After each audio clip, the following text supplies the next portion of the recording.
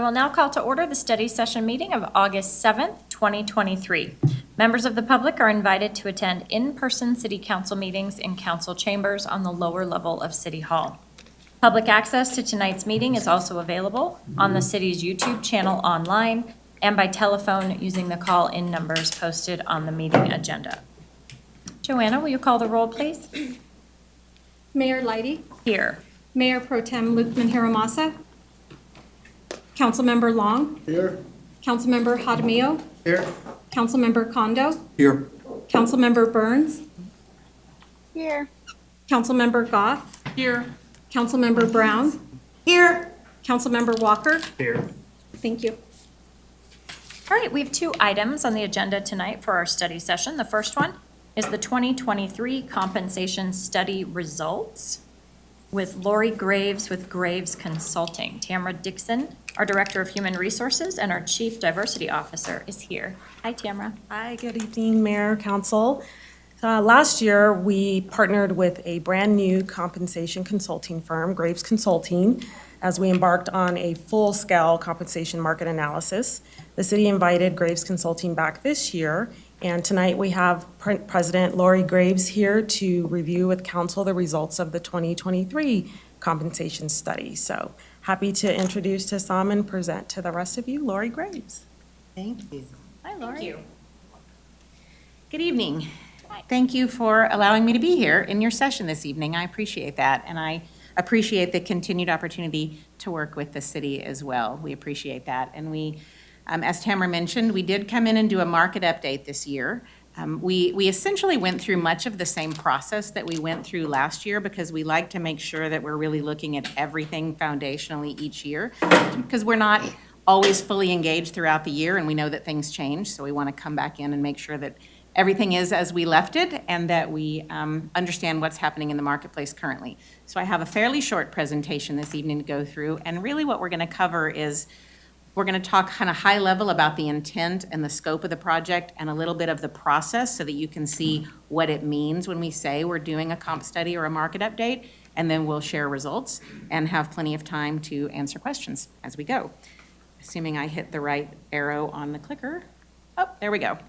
So the intent of a project like this, and I assume this is not really going to be news to anybody, is that it's obviously critically important that the city be able to continue to recruit and retain the talent that you need, particularly in such a growing organization. And one of the key ways to do that is to ensure that you're paying all of your employees competitively to the external market, right? And I'm sure it's also not lost on anyone that that's been quite the moving target over the last couple of years. And so the timeliness of these studies has been really good because there was a lot of change happening, right? The market slowed down with the pandemic, and then it just took off in a way that we haven't seen it take off, honestly, since the 80s. So good to be keeping an eye on that. But when we look at external compensation to make sure that we stay tied to the market, it's also important that we don't become misaligned from an internal equity standpoint, right? That we ensure that positions that have similar span and scope of responsibility and impact are placed on the pay structure in a way that's appropriate. So we're kind of balancing both of those items. We also know, and this is really why we primarily work in the public sector, we know that many times employees within municipalities, it's not just a job, it's a career. They spend their career there. So we want to make sure that your pay structure is set up in a way that it allows for career progression and that it allows people to continue to see a sustainable level of wage growth, right? So we're not talking about building in levels of jobs just for the sake of moving up people's pay, but where you can differentiate, we do think it's important that you lay out a path for people so that they can see that upward mobility, right? Certainly impacts turnover costs. And for those of you that were here last year, we did a more in-depth analysis on the actual turnover costs for the city. And I think that was helpful to kind of illuminate that really when the market is shifting the way it has been, you're really ultimately going to pay more money whether you adjust your pay structure or not. Right. You're either going to pay it proactively to keep people, or it's going to kind of bleed out the door in turnover costs, right? So that's our scope, and our job within that is to provide the recommendations, right? To use a statistically valid base of information and provide recommendations, and clearly it's up to the city to implement what is most appropriate. The deliverables on this project, similar to what they were, we come in, we begin with a really thorough look at current state. We look at your wage structure, we look at how the jobs are classified on it. We reach out proactively to each department head to understand if any of the positions that we benchmarked previously have changed significantly, because we want to, we know things change and what you ask people to do changes. So rather than just look at the same benchmarks each year, we want to make sure that we're keeping current if the jobs have changed. So we did that. We look at the market that we compare the city to, which last year we looked at and we listed all of the organizations. We are not making changes to that this year, but we continue to look to make sure that that's still an appropriate representation of your labor market. We look at all of the existing wage survey data, which primarily comes from the Employers Council and Colorado Municipal League. And it is certainly an advantage for our Colorado-based clients because those are probably the two most robust sources of municipal survey data that we see in any state that we work in across the country. So it's an advantage in this area. Now, Employers Council has changed a little bit their process of who they partner with to create survey data, and they did not provide updated survey data for 2023, but we had prior data that we were able to age forward. And CML had updated data, so I think we still had a good view of what's happening in the market. From that, we recommend pay structures or adjustments to the pay structures that we know are going to meet the city's needs. And then we also recommend placement of all of the positions on that structure. And again, for those of you that were here before, you'll recall, we redesigned the pay structures last year and placed everybody into new grades and ranges. This year, the only changes that would occur is jobs that have moved more in the marketplace than we are overall moving the structure, we would recommend upgrades. So there are a handful of jobs that we're recommending upgrades for, but for the most part, we're simply updating and moving forward the pay structures to make sure that not only employee pay keeps pace with market, but that the structures yourself are also keeping pace with market. We provide some additional analysis and recommendations for how the things can be implemented. We run a financial impact analysis really in conjunction with your finance team so that you can understand what the costs would be to implement. And then we identify areas where we think there might be equity issues or pay compression issues, which again, we addressed quite a bit of that last year and did not see much of that in the system this year, which is a good sign, means it served the purpose that we intended it to do. And then we provide the results, obviously, here to council, and then in the form of a comprehensive final written report, just so that you have documentation. This is just a reiteration of what we call the city's defined market, the organizations from the public sector that we compare you to. And again, when we select these, we are not looking at who are the people that you primarily compete with head-to-head for talent, or who is necessarily situated closest to you. We really want to look broader than that, because we want to make sure that we get statistically valid data for each of the jobs that exist. And we're looking for organizations that are essentially competing in a similar labor market, right? So sometimes people will say, well, we really go head-to-head with these 3 or 4, let's just look at those. And the problem with that is you're going to get a lot of volatility over time if you're only looking at a small subset. And any anomalies they have in their structure is going to then come into yours. So we want to see a statistically valid group. And I feel like that's what this has provided. We do also include private sector data from that same region for the jobs that are also applicable in the private sector, because we know that you don't only compete with other municipalities. From those surveys, when we pull that information, what we're pulling are actual wages being paid to other incumbents doing similar work within those organizations. And I say that to say we're not just pulling pay ranges and saying, okay, your pay range is close enough to theirs. We want to know what are people actually paying, because every organization has a different philosophy. Some everybody stays at the bottom, some everybody at the top. We want to make sure we're basing this on what people are actually earning. We then also scrub that data to make sure that we can account for some of the uniqueness that exists in your positions, right? Every one of our clients have jobs that on their surface look very similar, but everybody organizes the work a little bit differently and has slightly different expectations or combine roles in a different way. So we need to make sure that we're really doing an apples to apples comparison and not just matching job title to job title. Right? We do that. It's also another one of the reasons that when we pull the data, We pull individually from each of those organizations as opposed to just pulling it all in as one average so that we can scrub for anomalies, right? To make sure that there's not something throwing us off. And then obviously we match as many of the city's positions as possible to that data, which fortunately you guys are structured in a very logical and common way. And so the vast majority of your positions are able to be matched. There's a handful of kind of special cause positions. And when we run across that, we place those on the structure based on their internal relative value to other positions that are similarly situated. So we feel like this gives us a good basis for our recommendations. The pay structure recommendation, so this is where we get to the meat of what we're actually recommending. Right now, you've got two separate pay structures, the general government structure, which is essentially everyone other than sworn non-exempt police officers, so in all of the other areas. We are not structurally changing that. We did that last year. We redesigned it to make sure that you had the distance between the pay grades makes sense and the width of all the pay grades makes sense. It still looks very good. We are recommending a 2% increase to the pay structure itself, right? Meaning the minimum, the midpoint, and the maximum would all go up by 2%.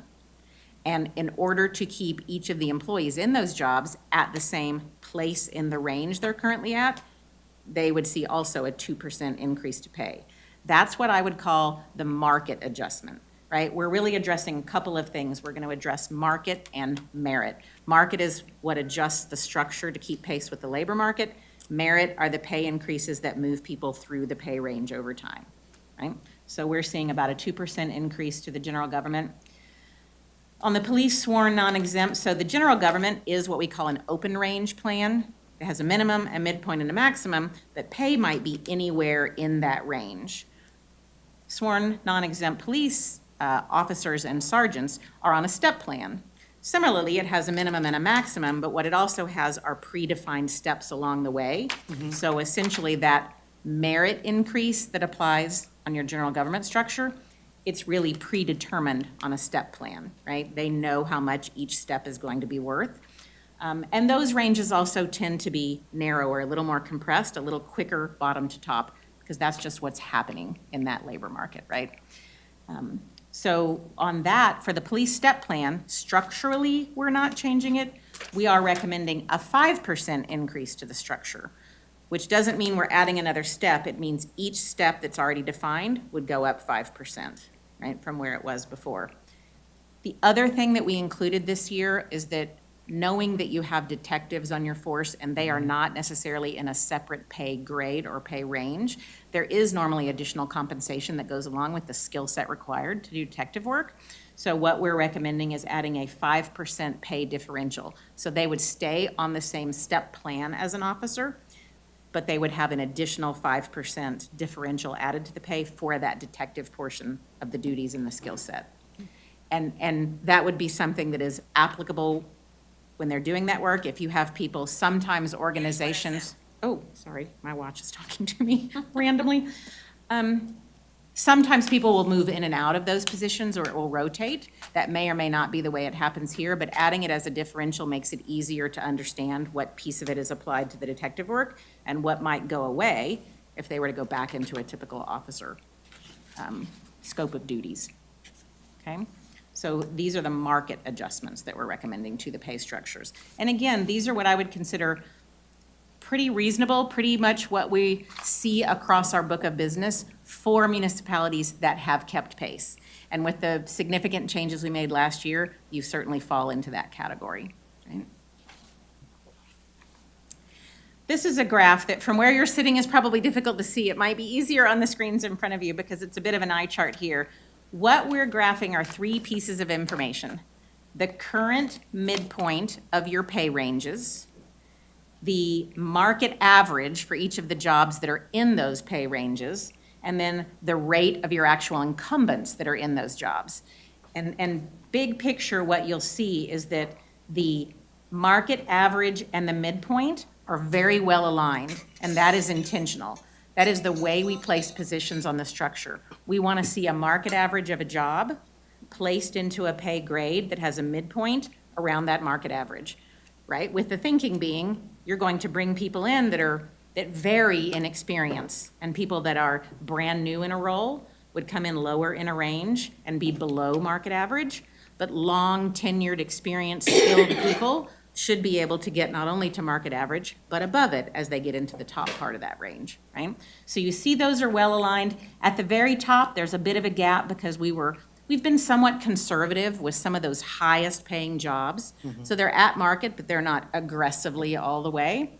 But that line at the bottom that you can barely see here, which I believe is gray, those are current rates. So what it shows is that current employees, most of them are within those ranges, almost all are within. Many are low, and maybe some of them are a little lower than they could be or should be based on experience. And that's, a bit of a separate analysis. But that gap is significantly less than it was previously with the changes, the significant changes we made last year. So I would call that a very appropriate spread of that data. Sure looks better. I'm just It going to blurt that out. absolutely does. It does. It's always helpful to me to visually, even when I see the numbers, you can kind of get to where you don't see the forest for the trees, and it's when you step back and see it like this, you get a much better picture. right, Absolutely. Of what needs to happen. So with that, the financial impact, assuming you were to make the decision to adopt these changes, right? The financial impact of a 2% increase to the structure for general government employees and a 5% increase on the police step plan, right?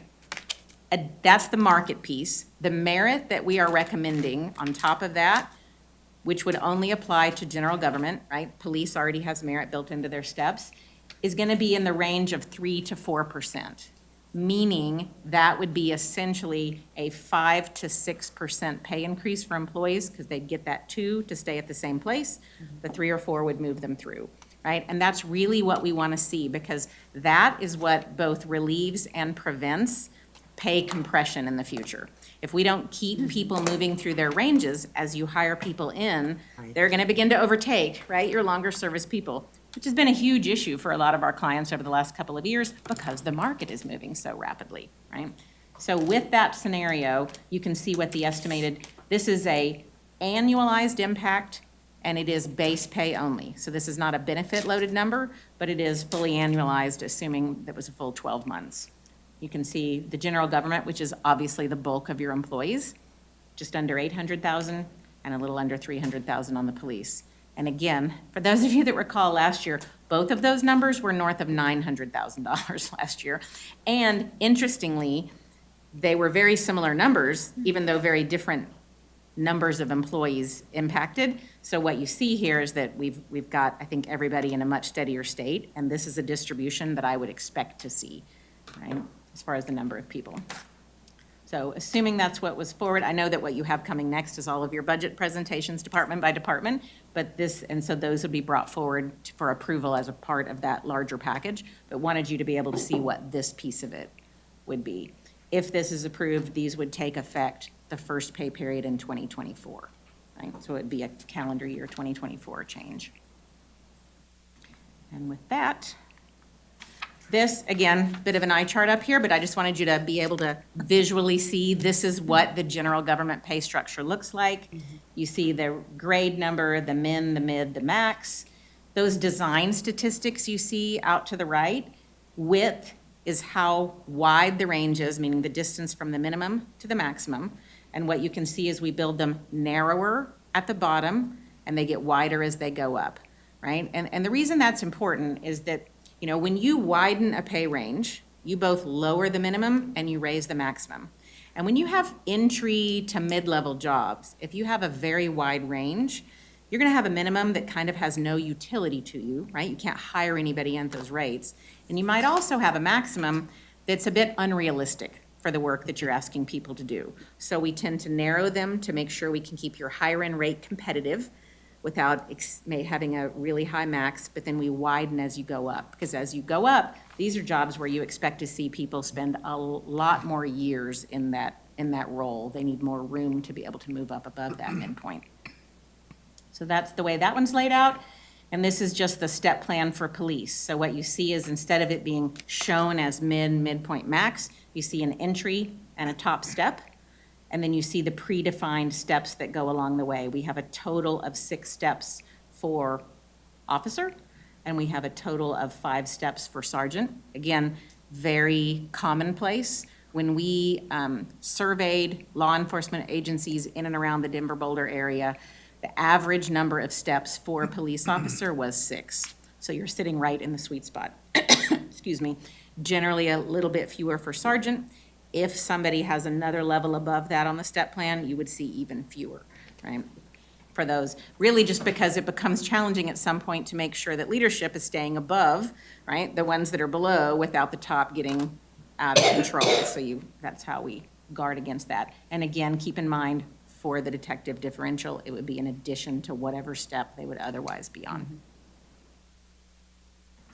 And with that, that's the end of our presentation. So again, fairly high level, but the good news is the effort that was put in last year on your part in particular to be able to fund the major changes that we made has certainly paid off, right? And it makes this a much easier process year over year. And looking at it each year and making small adjustments each year rather than falling behind and surging forward and falling behind and surging forward is smoother in your financials and certainly better for your employees as well. Great. Councilmember Brown? First of all, you're right.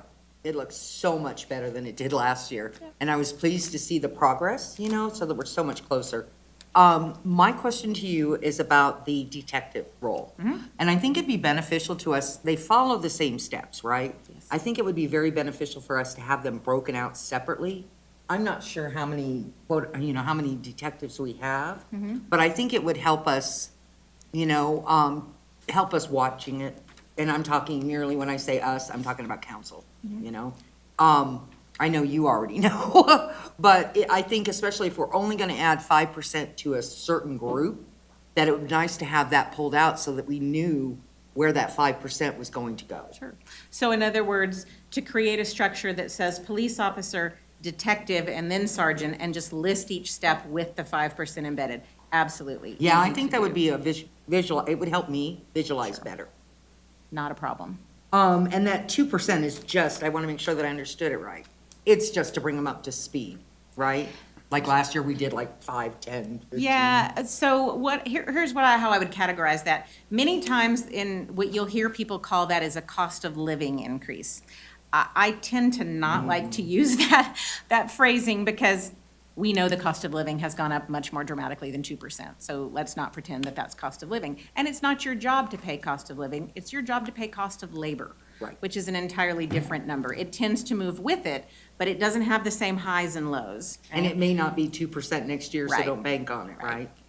Agreed. That's a number that we determine each year based on what's happening in the market, right? And that market increase is to ensure that the structures themselves, so you may have a lot of people that are within their range, and even if we didn't adjust the structure at all, you could still give them the pay increase they needed, the 3 to 4%, they'd move along. But eventually, you start having people at the top of the range, and they cannot get a pay increase if the range itself doesn't shift, right? And if we say, generally, the rule of thumb is that it's going to take about 20 years in a general government type of plan to get from the minimum to the maximum.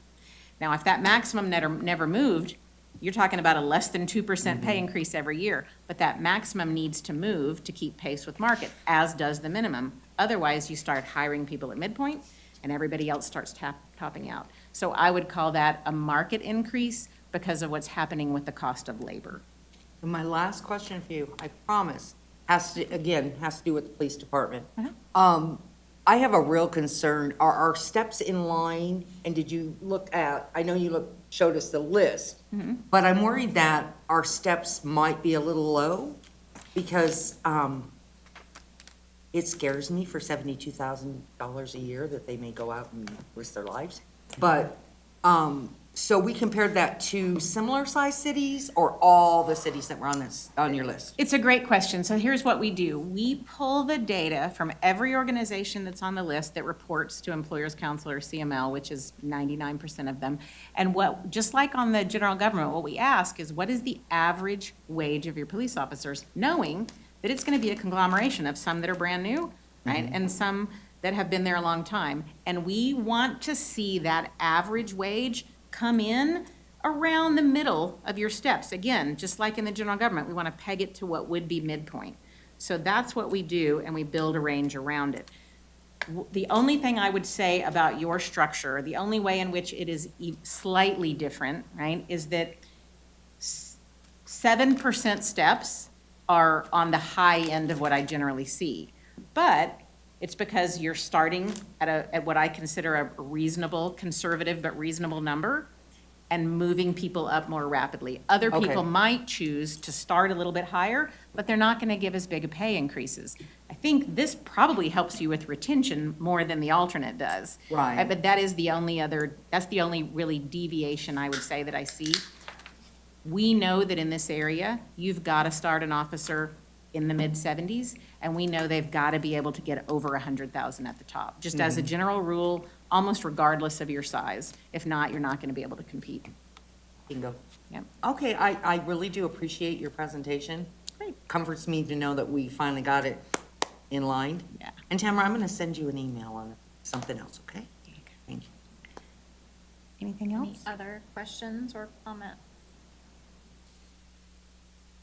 Okay.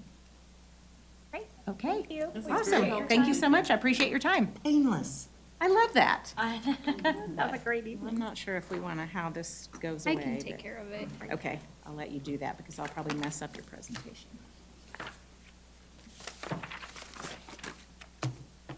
Council and guests, so first of all, Lori, thank you for being here. We have staff and we have council. We're going to take a 5-minute recess. We need to just take a break, and then we'll be back. So if you want to tend to your personal needs, Brandon, if you could break us, that'd be great. Thank you.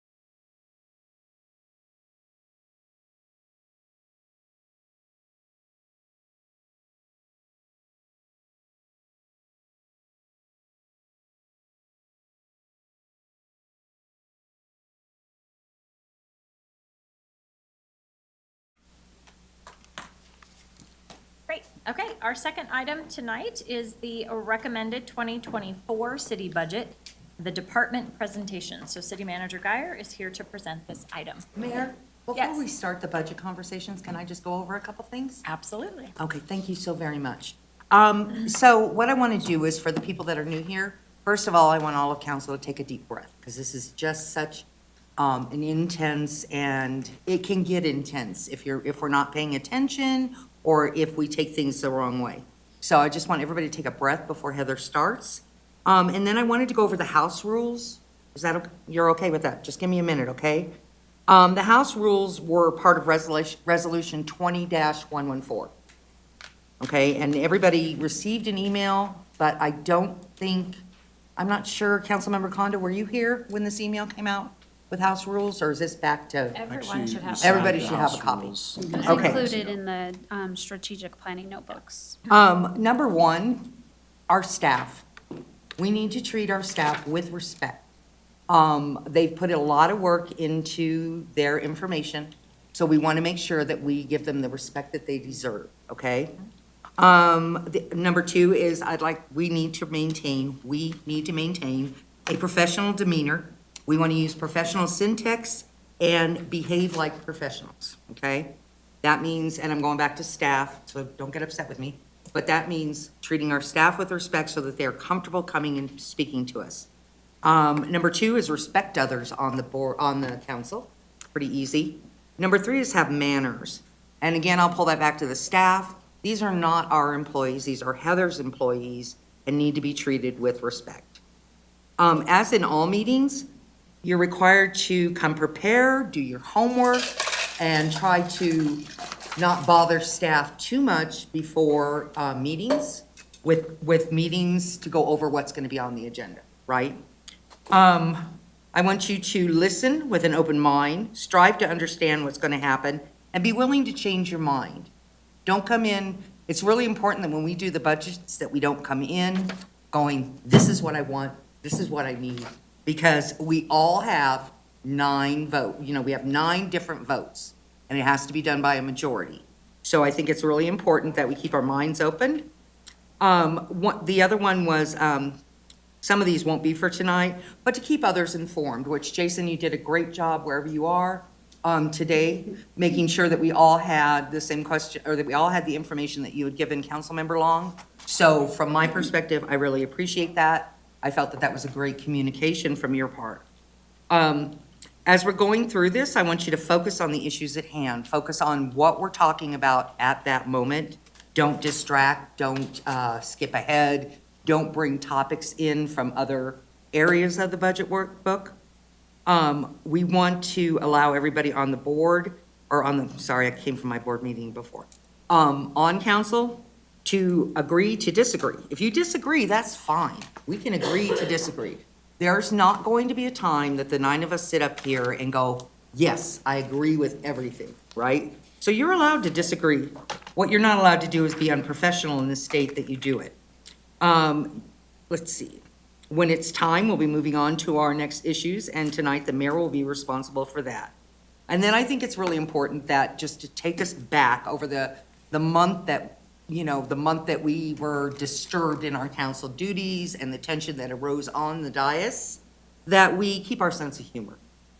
But again, I'm going to end this with reminding everybody on council that staff is not our employees and should be treated with the utmost respect for the work that they have done for us.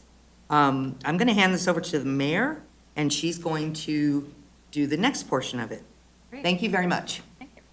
And just for the residents during a study session, we're not voting on the budget tonight, but we're having a full discussion about it. And we're looking forward to the presentation. But as we have the discussion, I don't know if everyone remembers that you have these behind your screens. Those are just the norms of collaboration. So just to take a minute and really, seeking first to understand and having that positive intention, I think it's appropriate to anchor back to the house rules tonight as well as the norms of collaboration so that we can have a super productive night. And if we do that, then that is a gift we can give our staff. So thank you. Heather, take it away. Thank you, Mayor Lighty and Councilmember Brown. And we are very excited to be here tonight to present the 2024 recommended budget. Budget for us is a fun process. We get to take everything we hear in terms of policy direction by the mayor and council throughout the year and really put together a well-shaped recommended budget, and then have you watch all of you and hear your comments and your questions further mold the budget to its form that then gets adopted on October 23rd. So several steps ahead of us, but this is the big kickoff. So this evening, you're going to hear from each department director. A couple notes, Diana Wilson unfortunately could not be here tonight, our communications director, so I will cover communications as best I can in tandem with Jason Loveland. So we may need to get back to you on questions if either of us can't answer those. We will cover the capital improvement program budget on August 21st. That was outlined in the packet of materials that you received on July 28th. So feel free between tonight and leading up to the August 21st date to please reach out to Jason or myself with any questions about CIP or really any questions as a result of tonight's discussion. What we're hoping to get from council is a general consensus of, yes, we're on the right track. Here's what you want to see changed, if anything. Here's what you agree with. And if there's something that needs additional discussion, we can certainly carve out the time to have additional discussion. So with that, I'll turn it over to Jason to talk about the approach we use for this recommended budget discussion. And then I'll come back and talk about the legislative budget, the city manager budget, and then the communications budget. Good evening, Mayor and Council. Thank you, Heather. So before we get started on the department summaries and some of the slides, I want to start with things that we don't have slides for, but are in your binder and or within the packet. First, we're really focused on the general fund budget tonight and then general revenues. So I just want to touch on page 4 of your binder. That should be behind the red tab. This first page is kind of our estimated general fund summary at a really high level. But I do want to walk through some of these numbers and kind of the categorization that we have, just because it's a little bit unique to kind of our normal finance reports. But it's meant for this process and going through the budget and really kind of understanding where we are with what we'll call a baseline and then how we're going to proceed from there. So walking down the page, this may not be too exciting for a couple minutes, but we have an estimated beginning fund balance of $15.4 million and a total revenue forecast in the general fund of just about $37.5 million. We'll touch on more of the detail on the next page on revenue once we get there. So on the expenditures, we have a baseline budget to operate at current levels. So we're taking 2023's budget, what we have had already approved, and identifying that our operating expenditures, so this is everything that's non-personnel related in the general fund, totals $9.9 million. This is going to include things like fuel costs. It's going to include things, utilities, some of those ancillary pieces that we don't really have a ton of control over. We could turn off the lights, turn down the heat and things like that. But overall, big picture, big budget picture, that's what we're looking at. Operating expenditures, some of those types of things, supplies, and what have you. On the personnel expenses, we're forecasting out, Graves Consulting just did their presentation on, what a full year looks like. So when we do the budget, we'll carve out the piece that not everyone's getting, say, a merit increase at the same time of year. Some people are gonna get those in December. That doesn't have a budget impact in 2023 as it does for the entirety of 2024. So we're rolling all of those numbers forward to come up with, if there were no pay increases, we would start off 2024 with $25.2 million of personnel expense. So you'll see total base expenditures of 35.1. The next section is the recommended package requests to the baseline. One piece, and this is where the departments are going to touch on a little bit more heavily, and you have all of detail further in the notebook, the operating expenditures. So this is things like supply increases, other areas of computers, replacements, and things like that are falling into some of those ongoing operating expenditures. The compensation adjustments, we've carved out $1.25 million in the general fund to accomplish the implementation of the compensation study that was just presented. So that includes 2% market and a 3% merit for the general employees. And then for the police officers and sergeants, that would accomplish the 5% that Lori was just speaking about. And then also their steps, which is another 7%. So for the sworn officers, that would be a 12% Go back for me. change, yes. Explain that 12% one more time. So on the market that Lori was speaking about, we're talking about each of the steps moving 5%. Tell the total. And the difference between a step right now is 7%, so it'd go up 5 plus the step is 7, so it's 12 Okay. in total. We'll touch briefly on recommended staff additions. So you see that total is $2.2 million with operating expenditures, compensation adjustments, and new FTE. So you'll see total expenditures of 37.4 and a net change in fund balance will show that that's a positive $4,000. So basically a balanced budget. It's getting as close to zero as possible, which is why some of the items in the package requests, while they've been considered and evaluated, there's a variety of reasons, one of which is to balance the budget, to exclude them from this recommended budget at 20 right now. None of the items are off the table, as in they were turned down or what have you. It's more of a function of balancing the budget. Other conversations that the leadership team had about when is the right timing to implement some of the things as far as staffing ability and capability to implement something new potentially.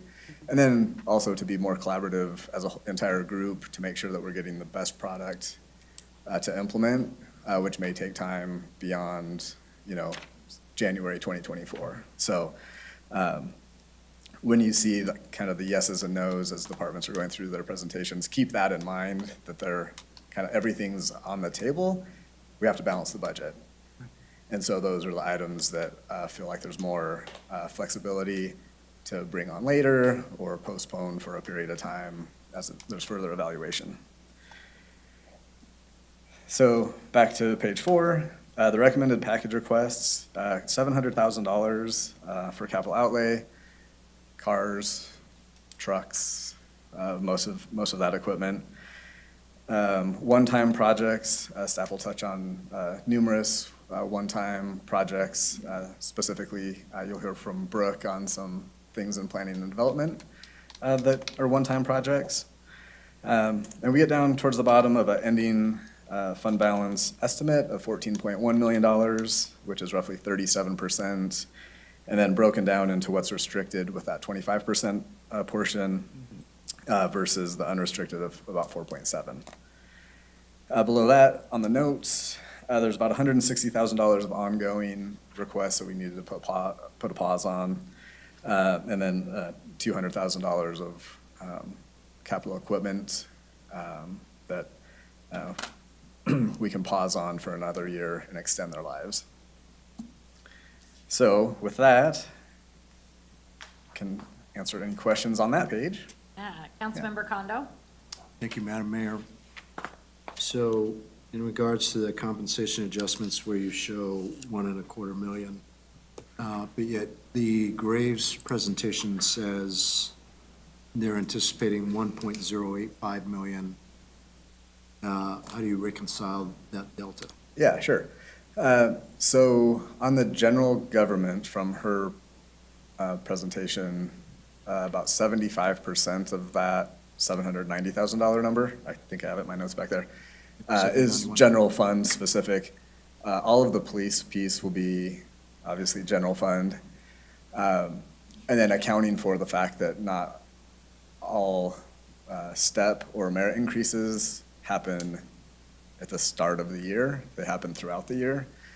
So there's a little bit of like budgetary savings, if you will, along those lines. So the total of that turns out to be about $1 million, not inclusive of, Lori's presentation didn't include the changes for Medicare, for our pension and things like that. So there's a little bit of room.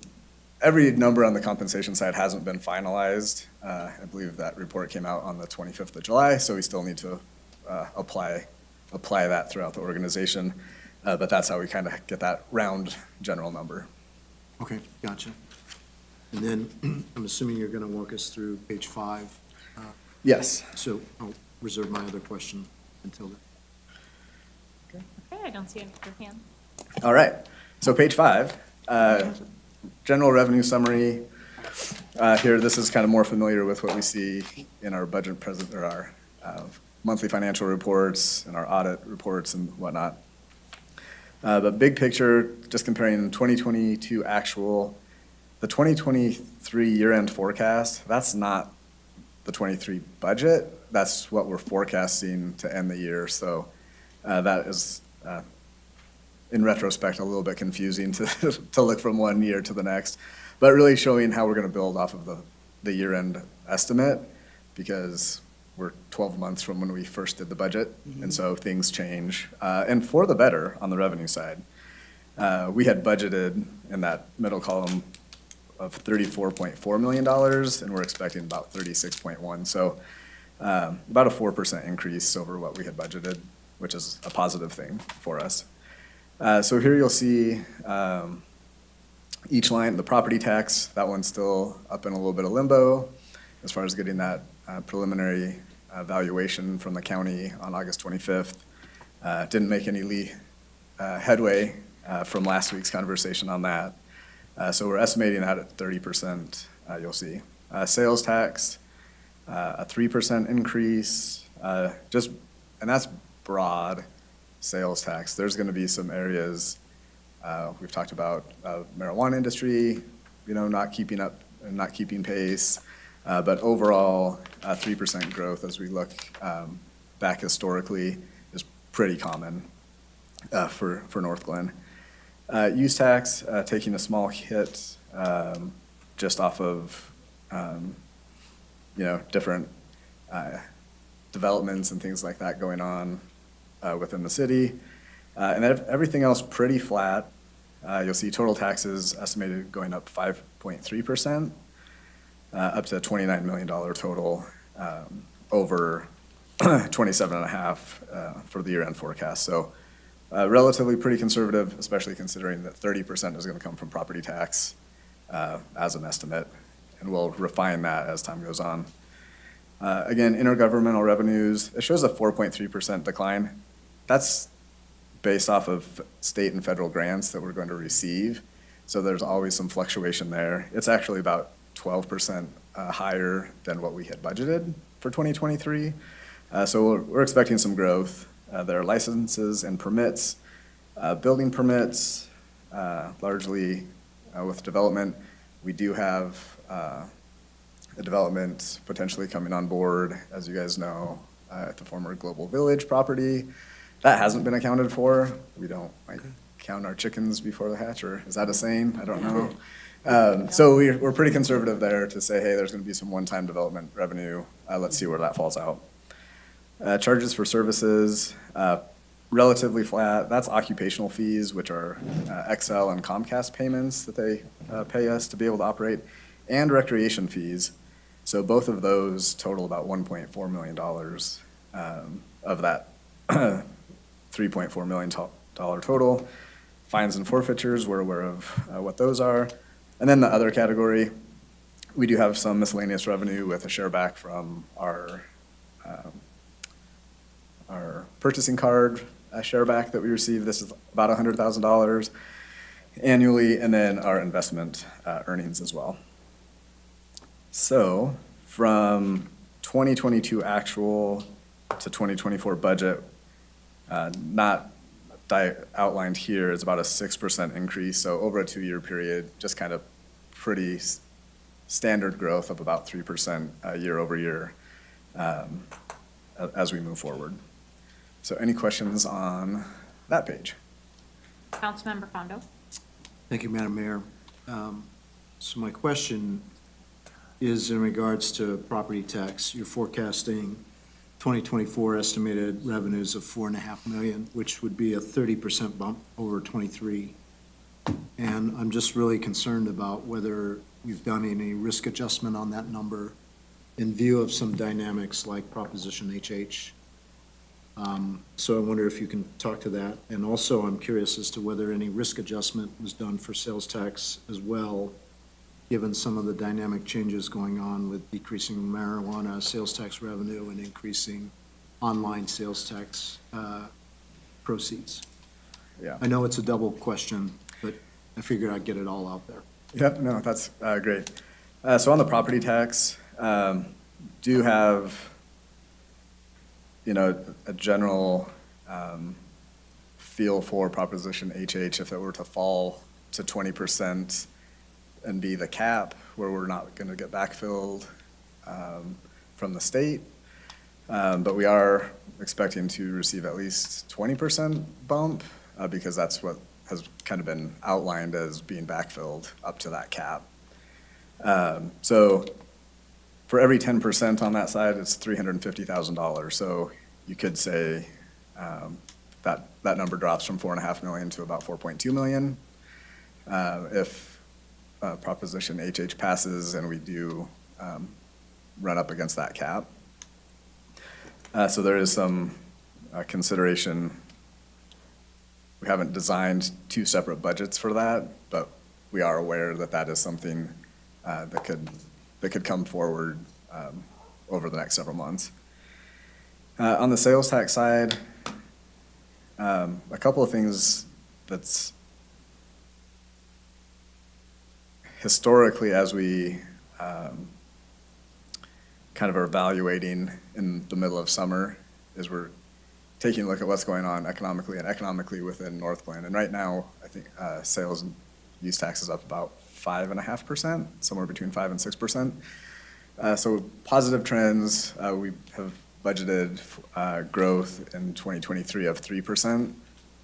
So we feel relatively confident at this time, that based off of the direction that we're going in 2023 and the positive things that we have going on within, Northglenn's boundary, some of the positive things that we're seeing on online sales and those collections have really ramped up and continued to trend in a positive way, that we're at that 3% mark. Again, we're keeping monitoring this on a regular basis, and so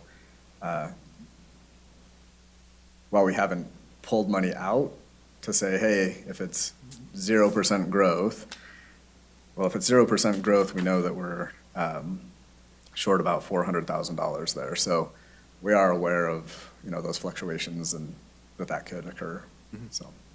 May I ask a follow-up, Mayor? Yes, please.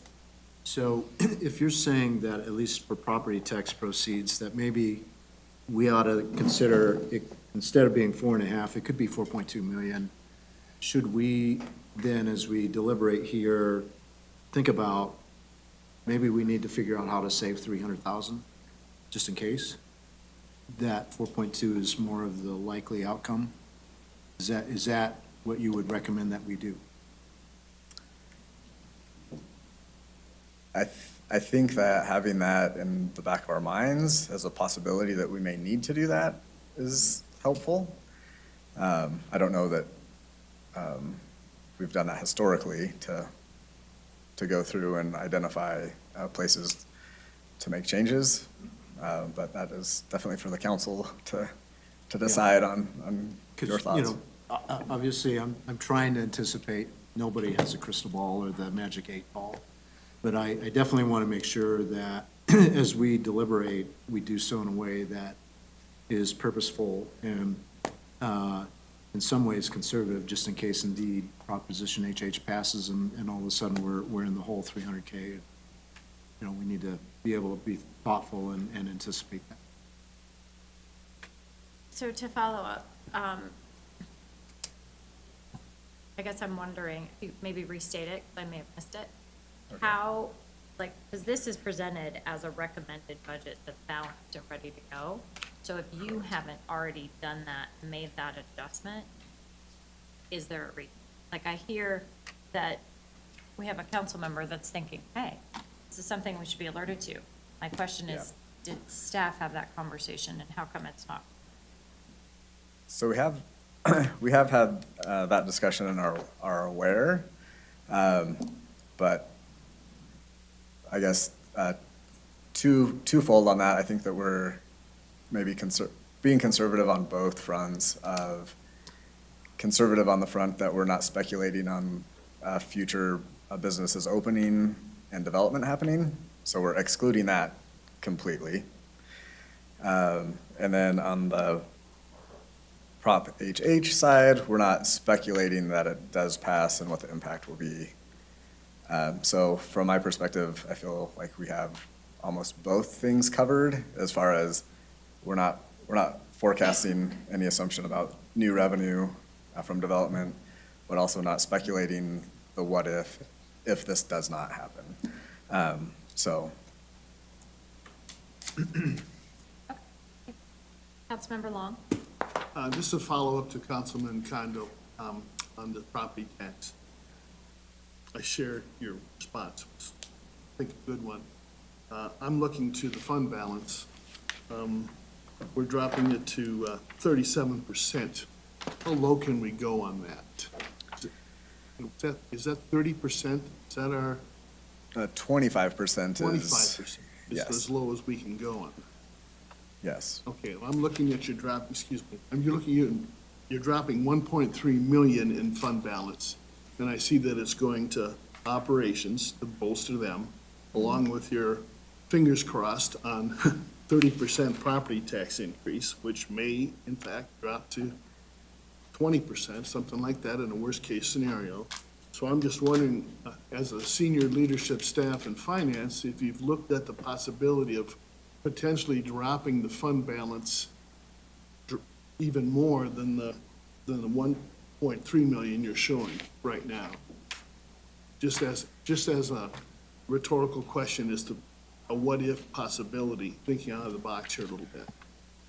Yeah, that is being and has been looked at to consider, where we are on the fund balance. On the fund balance, that requirement of 25% is something that the council sets. So if we were to dip below 25% for some reason, there would be presentation and conversation about what our plan is to build that back up as we move forward in the future. I think that when those evaluations happen, we're running different scenarios and different projections and trying to monitor on a regular basis, and then knowing that we'll come back to council to say, hey, Yeah. guess what? Guess what just happened? This development isn't gonna happen, the proposition passed, and here's what its impact is, and let's go. Let's have some conversations, So conversationally, we have some breathing room in that fund balance from the 37 down to 25. So Correct. theoretically, there's a 12% possibility. Not that we do that, but just something to consider as we work through the budget demands, I guess. Yes, Is that a correct statement? that is a correct statement. Thank you, Jason. Councilmember Brown? Jason, going back to the conversation on sales tax, Yes. because we're not forecasting into the future, so we haven't forecasted anything for pros. I'm sorry. So we didn't forecast an increase in sales tax for No, them? just a general growth overall of 3%, so every area of town and what that impact is. The other thing that we didn't forecast on the expenditure side is our incentive agreement with sharing back Right, some of that. So that's something that, once things, we'll be coming back to talk about that Yeah. with the budget. We're going to wait to see that open, see what some revenues are that are kind of going through the system, what portion we're sharing back as part of the incentive, and then making an adjustment to this budget to recognize, we don't net the revenue growth plus the share back. We keep that as a separate line so it's more transparent. That will be another expenditure line that as we go through the next several months, we'll be able to better estimate what 2024's share back on that side is. So anyway, long way to say, no, PROS not being considered specifically in this evaluation. according to the marijuana board, we're not expecting, much more of a dip. Things are starting to level out, and we're seeing an increase in taxes throughout the state. So, I'm okay with that. Well, thank I you for might the, not- Huh? I was gonna say, thank you for the positive news. Well, yeah, I mean, I'd like to see that stable for several reasons. Going back to the property taxes, and then I think I just want to clarify one thing. Going back to the property taxes, the most that we will see, most of the reduction would happen this year if someone should get their appeals. Mine was denied. So I appealed for a reduction. It was denied straight out. So would we see the impact in 2024 of HH, or would we not see that until 2025? So I think that we will actually see that in 2024. Okay, So yeah, a couple of big things on that is the assessed valuation preliminary numbers, August 25th. That could show more or less than 30%. So Okay. that will be kind of our next point Step. to say, ooh, 30% was too aggressive or not aggressive enough. I would say with Proposition HH, even if it comes back at 40%, we maybe leave it at 30%. mm-hmm, And just kind of roll Roll with with the it punches. through the election process and see where things go, so. And then, help me if I say the wrong word, okay? Just so the council members that were not on council last time we did the budget, because there are a lot, whenever you make a change to the budget afterwards, that is done through appropriation? Is that the right word? Yeah, we'll make some sort of budget amendment that And comes then back you'll to the come council. you'll come to council and you'll fully explain why you have to make that appropriation. I just want to share for the new council members and for the, anybody that happens to be watching. So it's all very transparent, and it's not unusual for the residents, it's not unusual for us to be doing appropriations in January and February based on actuals from the budget. Just wanted to make sure we got that out. Thank you. Yeah. All right. No more. So going to the next page, I think it's under the white tab, personnel requests. Each department director is going to touch on in more detail what these requests are. One piece that I did want to mention, since it's a little bit new, well, not a little bit, it's completely new to something, is about midway through the page, police, sworn officer, we're calling it overhires. Mm-hmm. And so you'll see that there's no budget included there.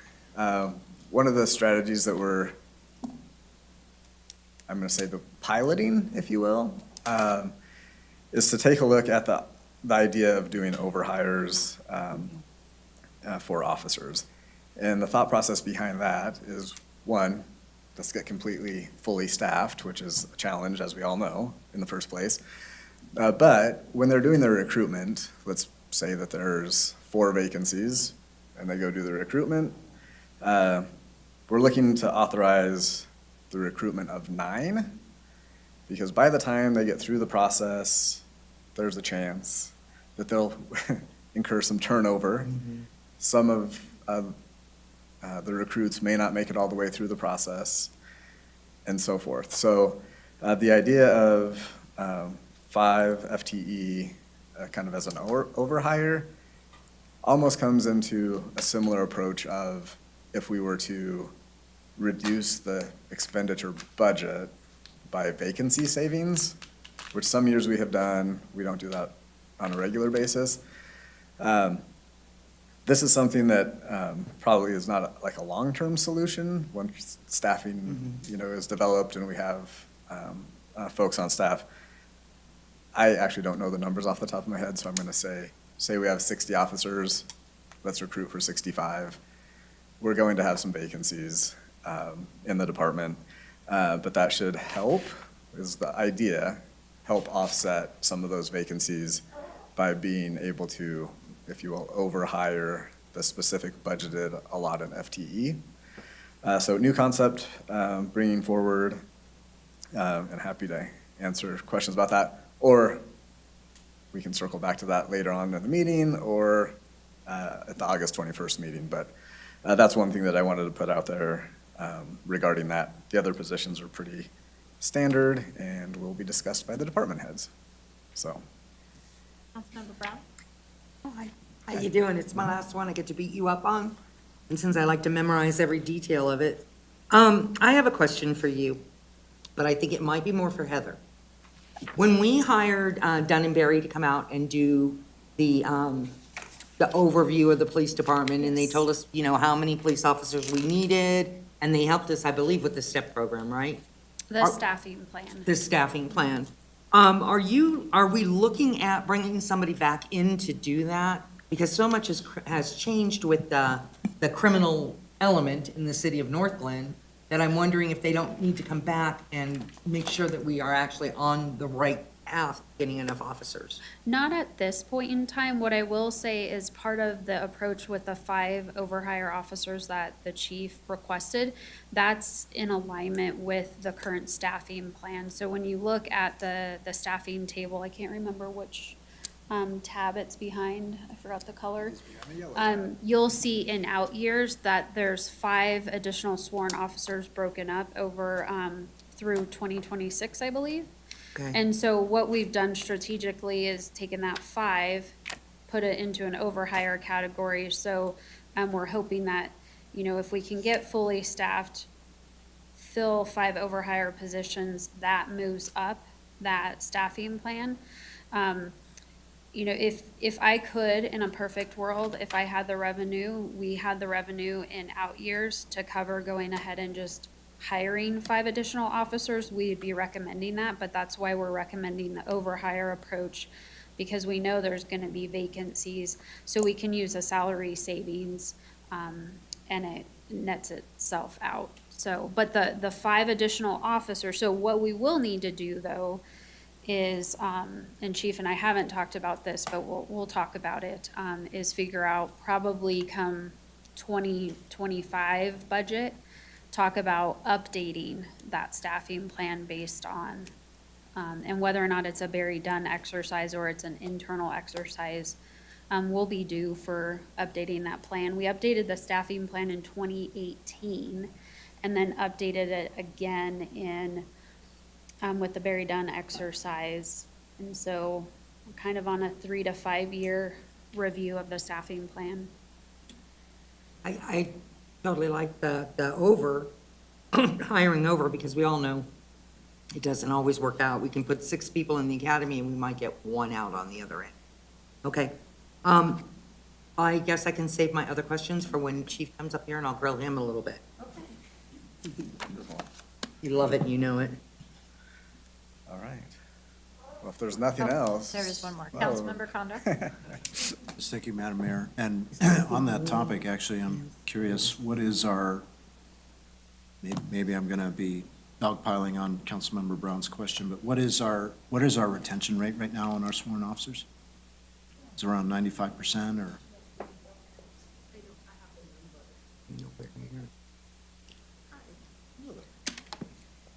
So I know that we currently have 5 vacant police officers. I'm sorry, I don't know the percentage off the top of my head. Out of 85, I think? It's 78. No, 78. 78? Thank you. Okay, gotcha, thank you. So the additional 5 overhires, based on the staffing plan, would take complement up to 85. Right. Gotcha. So about 6%-ish, thereabouts. Okay, Much better than we were last year. Yeah. thank you. Councilmember Brown? I just have one more question for you, and it is regards to page 6. So are we not talking about each of these roles? You're just laying them out for us? We're not talking about them until the directors come up? Or, Yes. okay, that Yep. works for me. Yeah, I didn't want to steal any of their thunder. I just wanted to make sure that we had an opportunity to discuss any additional FTE Yeah. spots. Thank you. Yep. All right. I'll pass it back over to Heather. Okay. So in terms of the legislative budget, the first thing I wanted to start off with before I review the 3 package requests is that the council honorarium or council pay is adjusted by 10% every 4 years. And this next adjustment will occur per ordinance 1142 adopted in 1995 in 2024, the first pay period for 2024. So just an update on that.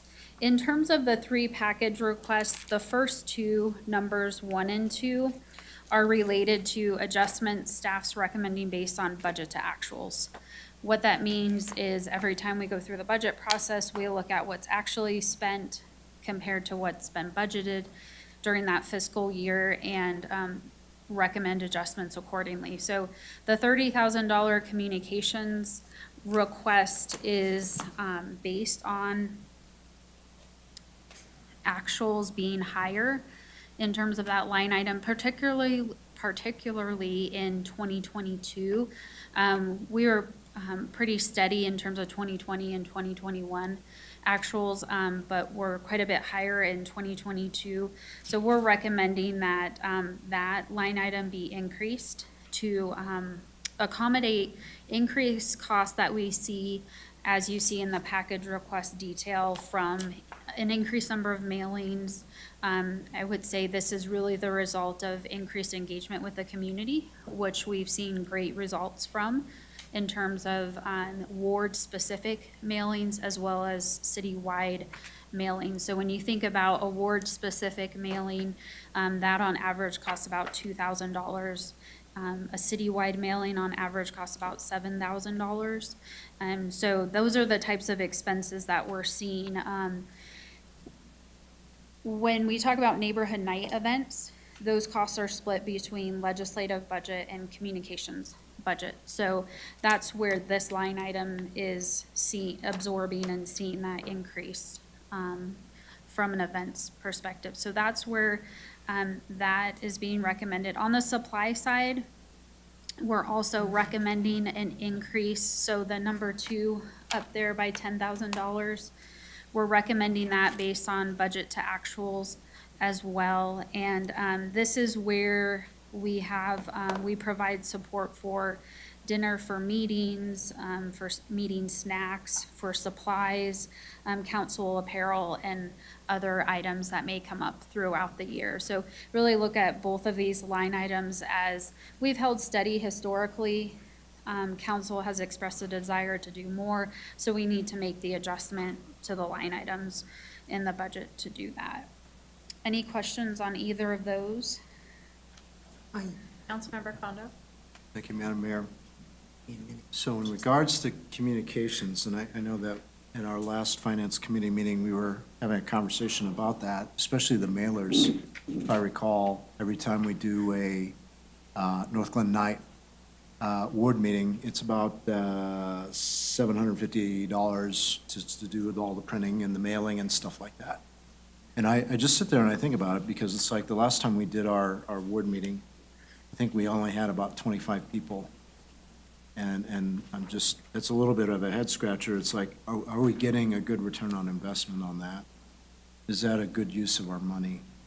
And so that was one thing that kind of caught my eye when we were looking at council spending a couple weeks ago, Madam Mayor.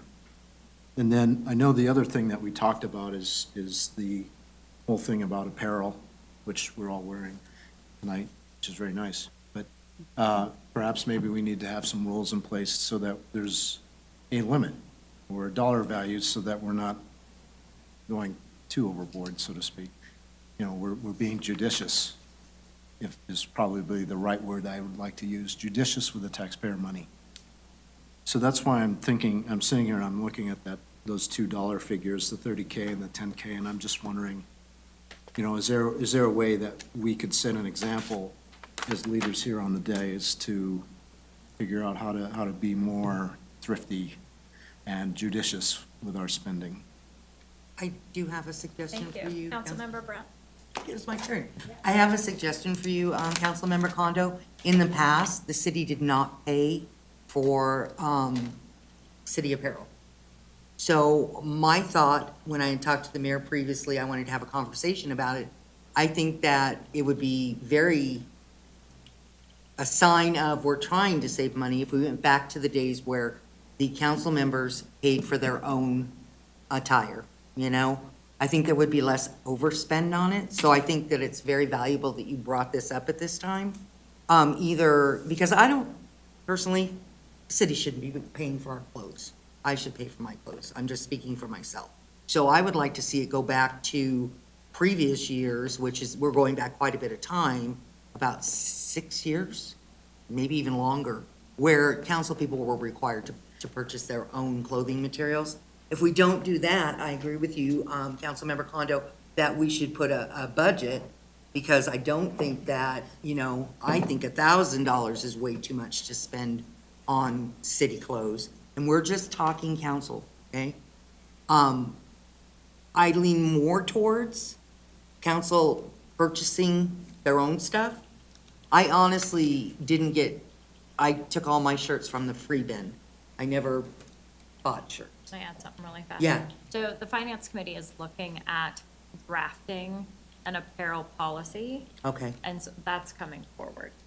It's not for this conversation, but just know that it is, it's listed, council apparel is in the package request under the operating supplies, but that, the Finance Committee will be bringing forward an apparel policy very soon. awesome, thank So you. go ahead, carry on.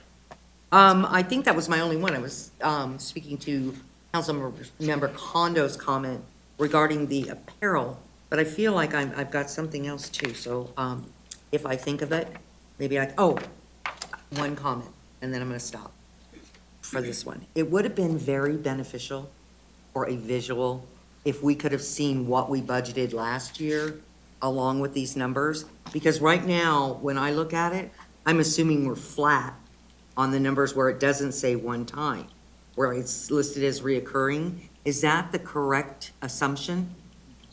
I don't think so. It has increased.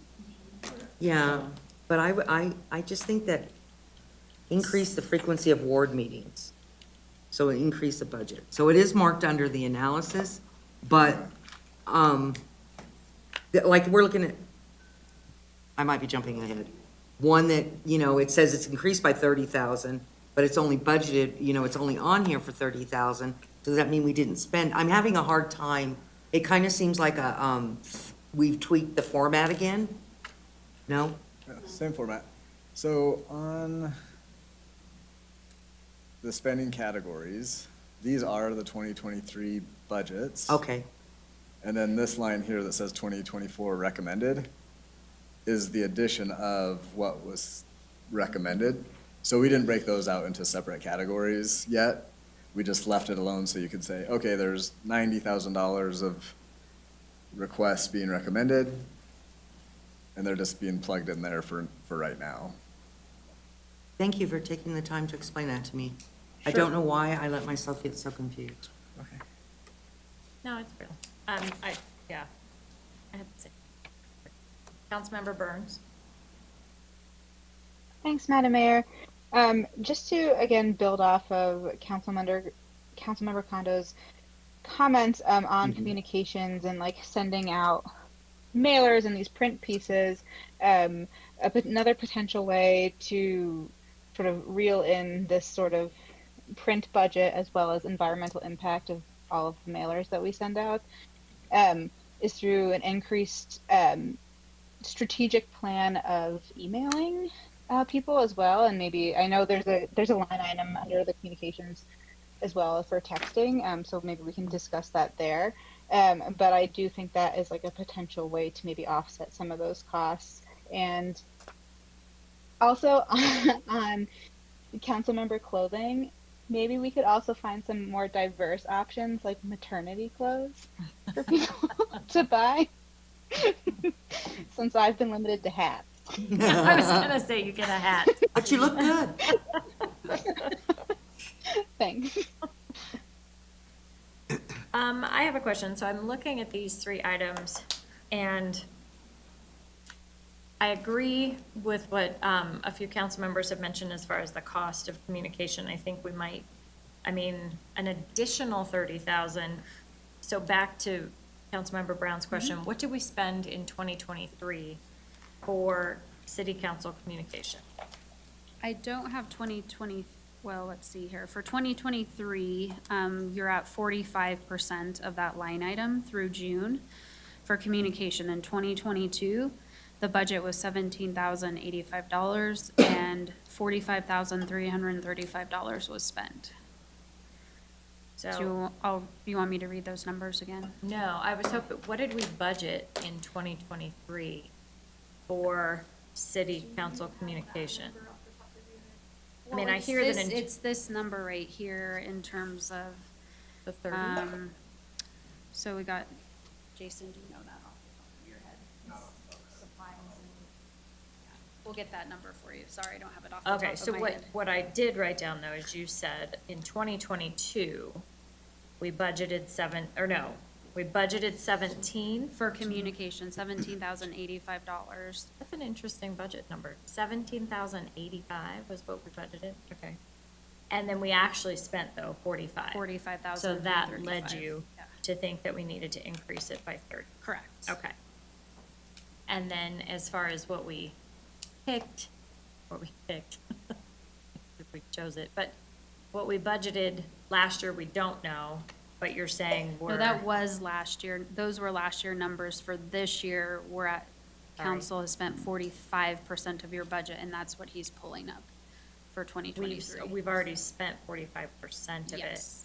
but we're more than halfway through the year, so that's, okay. We only have a couple more. Well, I'd love to know what we actually budgeted, so if Jason has Yeah, that, we'll so. get that number.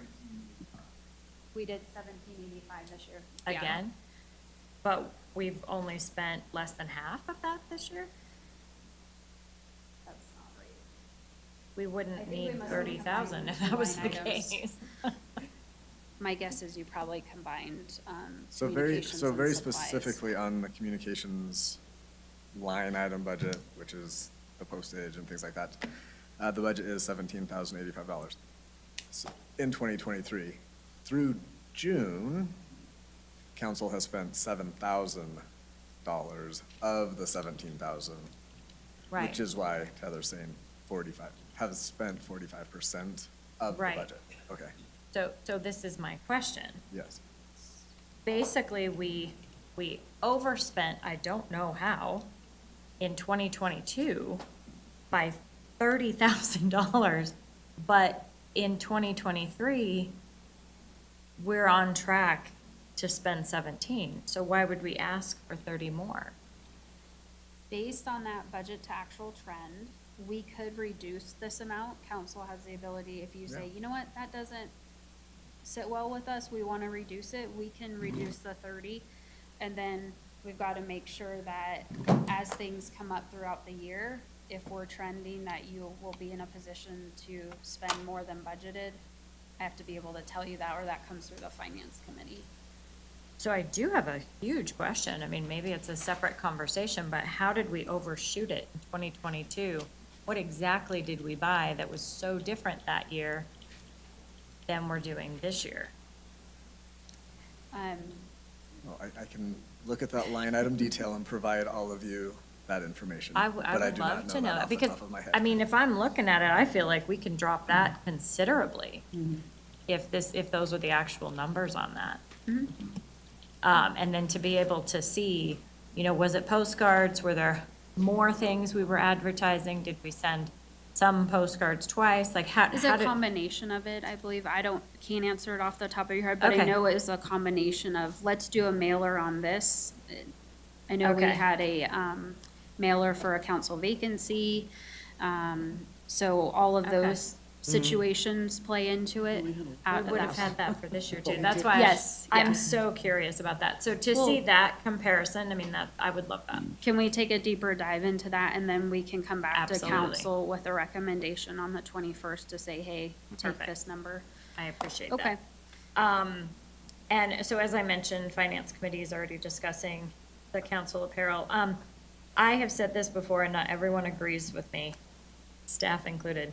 I really struggle to spend $50,000 on, is that a consultant? That is a lot of money. So Or coun- does that yeah. include all of, like, the brand-new poster? Does it include that, or is it is it just the?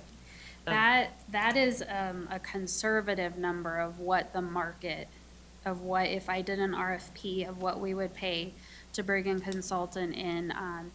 I would need to do an RFP because it's over 25,000. So based on an initial conversation that I had with a consultant, that's what it'll take to bring a consultant in to do a robust community engagement process. My backup plan, if council supports it, is I can come up with an approach in-house, and we can do an approach similar to what we did with a comprehensive plan, public engagement, and I can figure out what that looks like within the next month or so, and then come back to council in September with an outline of what that looks like. But unfortunately, that's what the market bears for consulting of that type. Okay. I can go either way. If council says, Heather, make it happen internally, I will make it happen. I'll need some level of supplies and, but it won't be $50,000. That's just a hard one for me, and we've been spending a lot of money on consulting lately for all sorts of reasons, and sometimes it works out great, and sometimes it's super frustrating. And so this would be exactly why I get really cranky when it's a poor facilitated experience, because that's a lot of money. I mean, if we're talking about dropping the 30,000 down for a year long of communications with our residents, but this one shot 50 grand, that's just a lot. Even if it's the going rate, I'm like, whew, right? But I'd love to hear about that. Councilmember Goff. Okay, thank you, Mayor. First, I'll just go ahead and respond to that one. I would kind of like to hear what all is included in that consultant fee, like is it a she, whatever, this person going to, like make posters and send out emails, and that's all included in that, so just the person? Yeah, see, I'm thinking. It's for facilitation Yeah. and the engagement with the community for food, snacks. I mean, but these pieces, the end, the outcome, the vision, the outcome of the exercise would be additional on top of that.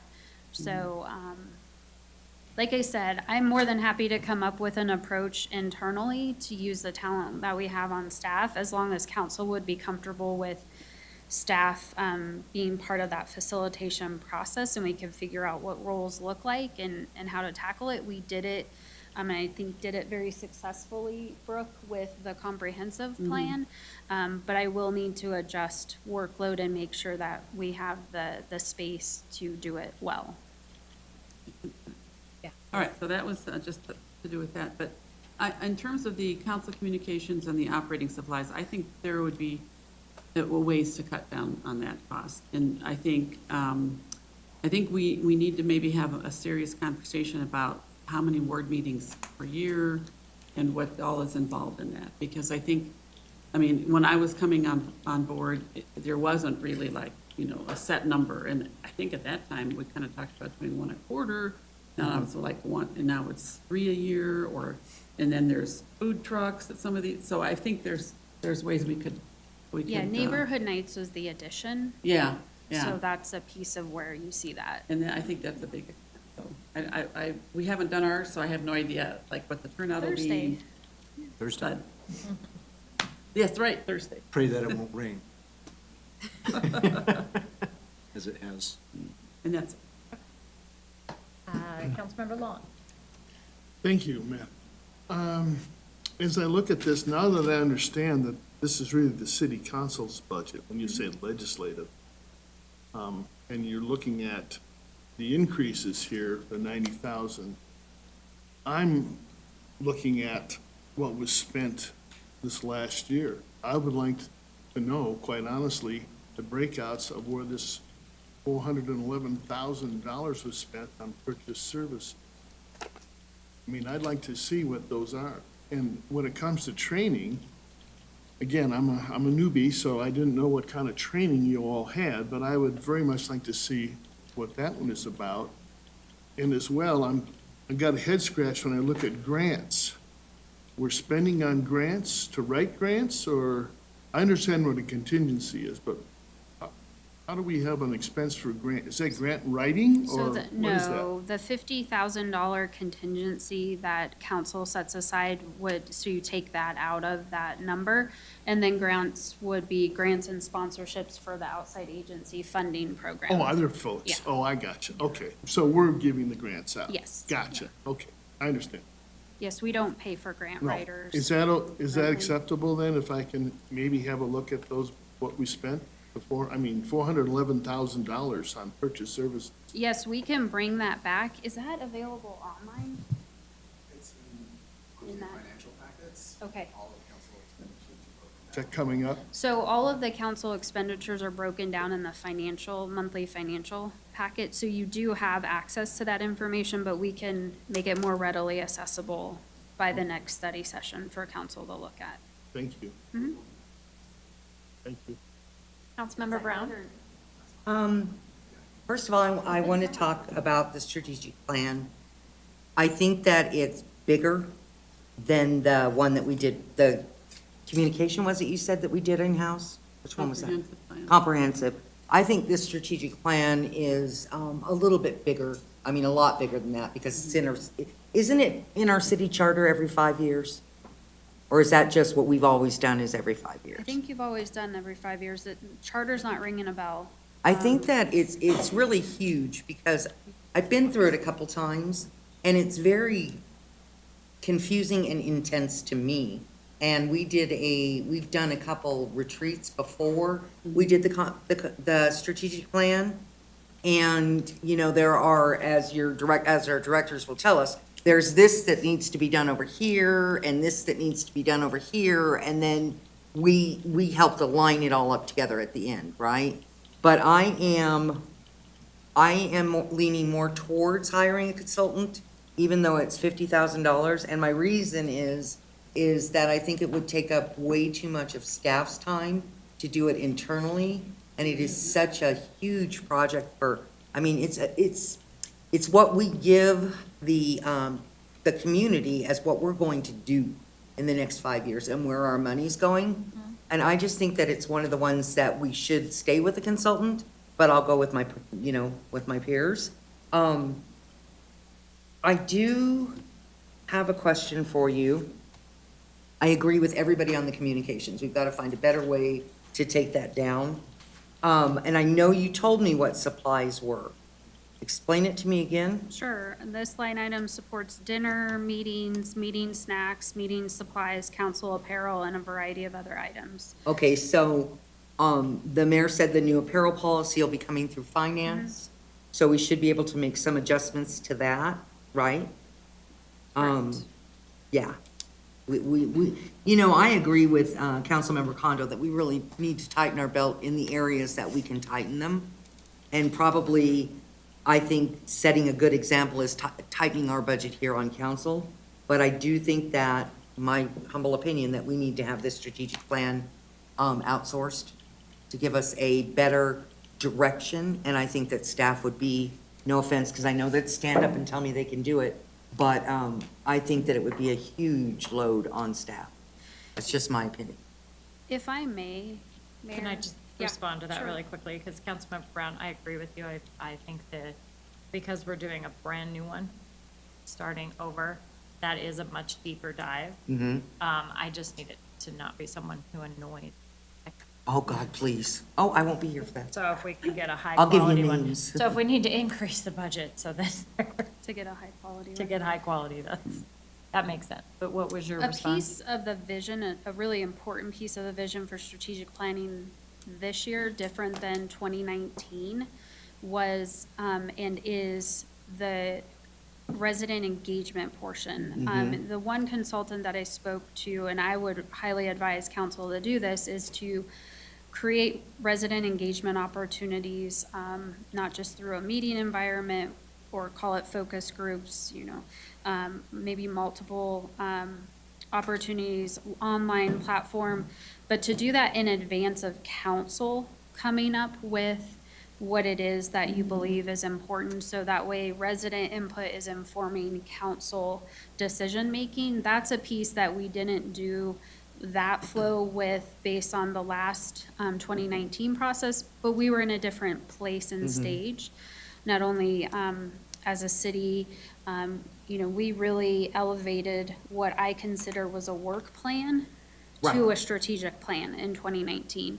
And so I think we want to take that next level approach with our planning efforts on this one as well. Can I say one more thing here? Yeah.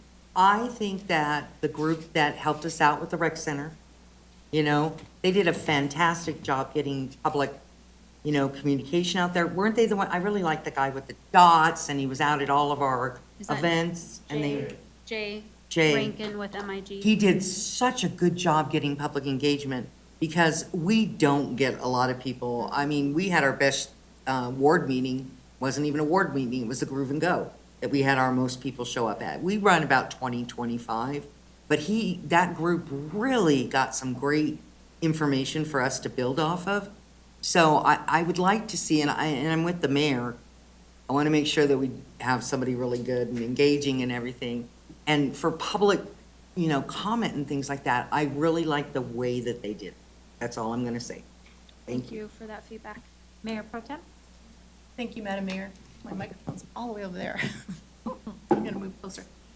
So I was listening to everybody speak, and at first, my initial thought was $50,000 is a lot, so if we can do it in-house. But if, after hearing Councilmember Brown's explanation, I agree, especially considering this is our the start of our next 5-year plan. So I would support keeping that in there just for that reason. And also that would maybe give staff a lot more time to, kind of put together what they need and not be so worried about being a part of the facilitation process. So that was my first thought that I wanted to add in. And then the second thought is, I absolutely agree that, I would be okay with us purchasing our own apparel or just having like a set limit every quarter or whatever it is. So I'm looking forward to hearing that from the Finance Committee. I think that is important that we can set that example. I mean, I love the swag and I wear it and it represents North Bend, but I'm also happy to buy what I want to. So there's that. Ward 4 has very, very well-attended ward meetings, so I'm like, hearing that some wards don't have a lot of attendance, I'm like, Ward 4 doesn't have that problem, it's very well-attended.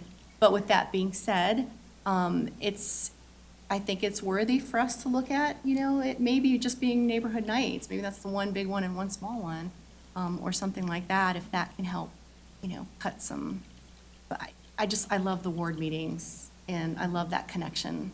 And I know that's tough, right? Because we have to balance that engagement with our community and funds that are needed. But I'm sure there's probably ways to cut funds, maybe less fancy food or whatever it is at the ward meetings. Chips and soda for you. But I just wanted to. Cookies, sure. I just wanted to add that I would support us looking at how we spend our money individually for apparel. I think that was all the input that I needed to give. Thank you, Madam Mayor. No, that's great. It made me just think of something as far as the community meetings. I've had 2 different residents in the last week or 2 say, what about those telephone town hall? Like, they were they really liked them. And I know they're expensive, but I don't know how the cost, like a ward meeting or a telephone town hall. We haven't done one in a while. So it might be worth adding to a communication package and maybe, somehow trying to use that. We can look into that. I know there is a logistical piece. We were able to access telephone numbers because of the pandemic. And so I'll need to revisit that with Diana. Well, and it was 6 years ago, so it was right before I came on, Councilmember Brown, that council had a telephone town hall, and it was outside of COVID, so I Yeah, don't know we how used- they did it, but That was before my time. yeah. Yes, ma'am. Me too. Councilmember Long? At the risk of sounding like a resident expert, which sometimes I wonder, I professionally do strategic planning across this country for all kinds of schools. I do about a half dozen a year, and seldom do we do 5 years anymore. Because of the volatility in the market and what's taking place in our society, we're hard pressed to do more than 3 years. So just to think out of the box a little bit, a 3-year plan, if the council's the one who's setting the pace for 3 years or 5 years, I'm throwing the recommendation, a consideration for perhaps considering just 3 years. Thank you. All right, thank you. Okay, so if I can just Yes, summarize, just please. to make sure, and I'll encourage every director to summarize, to be sure that we're clear on council consensus. We're gonna take a deeper dive into, package requests 1 and 2, to see where we can, come up with recommendations on reducing those amounts. The finance committee is gonna look at the apparel, policy. There's been a request from Councilmember Long to look at purchase services line item detail, so we'll provide that with the August 21st packet. And then we'll leave the strategic plan $50,000 package amount as is at this point in time. Yeah. Good. Thank you. So moving on to the city manager's office budget, this budget includes the municipal court budget. And so the 4 package requests that you see in front of you tonight are all municipal court related.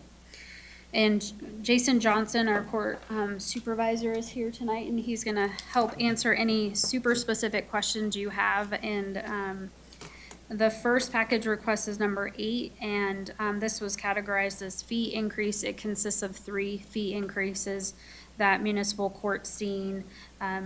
An increase in alternative defense funding that's needed for $5,000, and then full court licensing, that's a software program, there's an increase of $4,000 there. And then, most importantly, court security, there's an increase from $24.85 to $36.85 an hour, which resulted in an overall $20,000 increase, which is the most significant increase, giving you that $29,000 overall package request there. So any questions on, and you can jump to page 9, and then those are listed on page 9 of 76 in your packet. If you have any questions, JJ can help with specifics. Councilmember Burns? Thank you, Madam Mayor. I have a couple questions. Okay, so per number for the interpreter, do we also offer services in like ASL and other languages, or is this just Spanish at this time? So, Councilmember Burns, I haven't covered that item yet, so Oh, so we're just sorry. going over fee, and then we'll get through technology and interpreter, so save that question. Okay, sorry, you cut It's out a okay. little bit, Heather. I'm so sorry. Okay, that's okay. I was just going line item by line item. So if you want me to keep going through all of them, I can do that, and I then, would okay. do the whole thing, and then Okay. we'll bring you questions with the Um, package. so then technology, this is, a big, package request. It's being recommended to be partially funded. This is, for an automated check-in process, to support this process, which consists of software, 2 iPads, a floor stand, and overall, it's an efficiency improvement. JJ, would you add anything to that one? Yeah, the only thing, when you talk iPads and check-in stations, and good evening, by the way, Mayor and Council. A lot of times with court, what we do is we have a lot of incoming traffic and we have a lot of outgoing traffic. And it creates a lot of confusion about who's getting what, checking in, checking out, who's more of a priority. This check-in station, if you want to call, would create kind of more of a crowd control, seamless process to get people checked in, so we can focus on the people checking out, getting them the appropriate paperwork, taking payments from them, really focusing our time more on that, because that can be a very, especially in the criminal docket, that can be a very time-consuming process. And when you have people standing there waiting to get checked in, you know, it just creates kind of a flow, kind of a crowd control, if you want to say, a flow of traffic. So it would help create that. We're already doing it, sort of, kind of a hybrid kind of process, but this would create more of an efficient flow, so. Do you just want to talk about interpreter? Oh, so for the interpreters, what we are doing currently is we have 1 2-hour block of time a month for interpreting services. And that's where we have 2 interpreters that come in, one sits with the prosecutor and one sits with the judge in court. What is also happening is that special languages you normally don't see, that are outside of Spanish, that's a separate fee that we pay a 2-hour minimum for each individual case, each individual hearing. That number is continuing to rise. The other thing with the Spanish docket is that since we have gone away from the virtual docket for traffic and now everything's in person, our Spanish docket gets bulked into this one time a month. And so we've had 2 different occasions now where our parking lot has been completely full. People can't find parking spots. We have crowds that are coming out of the waiting room into the lobby, into kind of spilling out into the prosecutor's area, almost into the check-in, kind of the window for the clerk. So what I'm proposing is that we already met our budget last year, which was like, I believe it was like $7,000 or $8,000 for interpreters.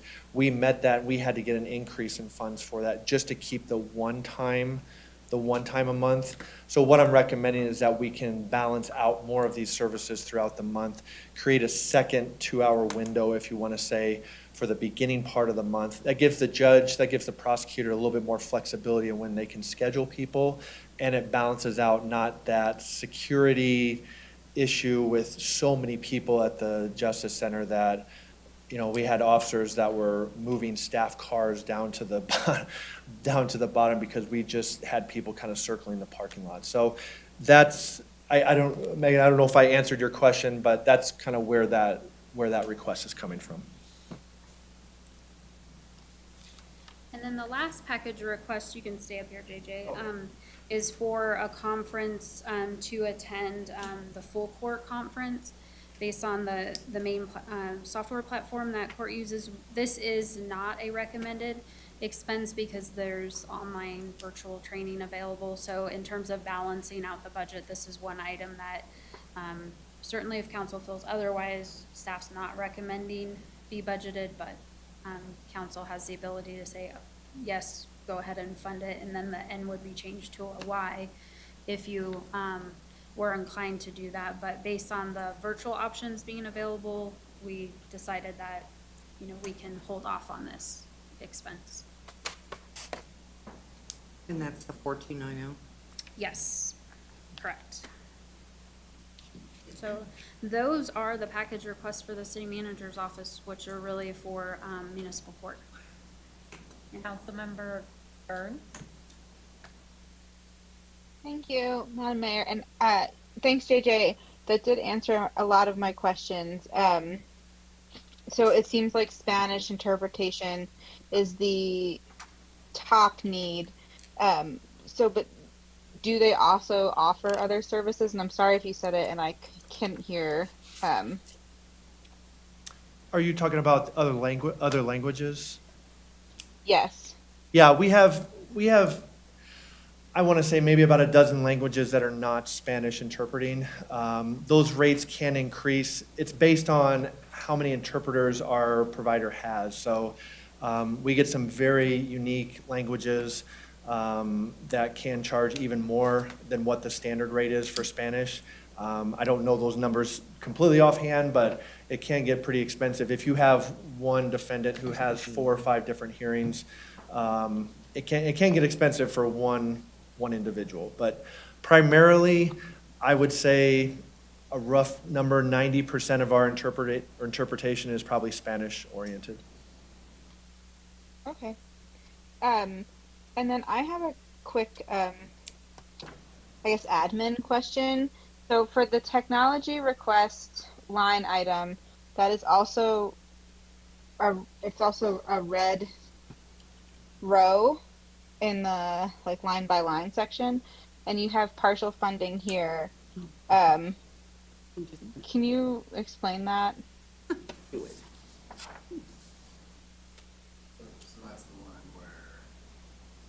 Right.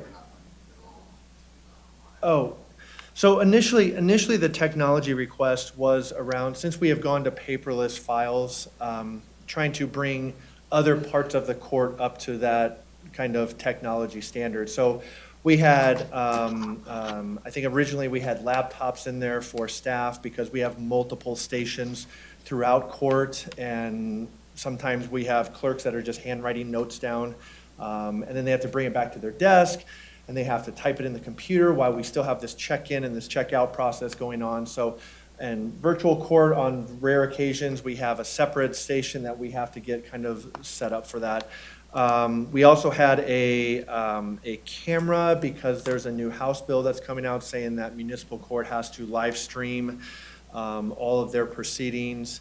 And we're working out an alternative to that because that was kind of an expensive request.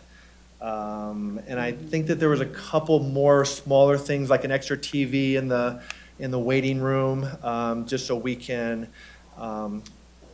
give out more information than what we're doing right now in the waiting room.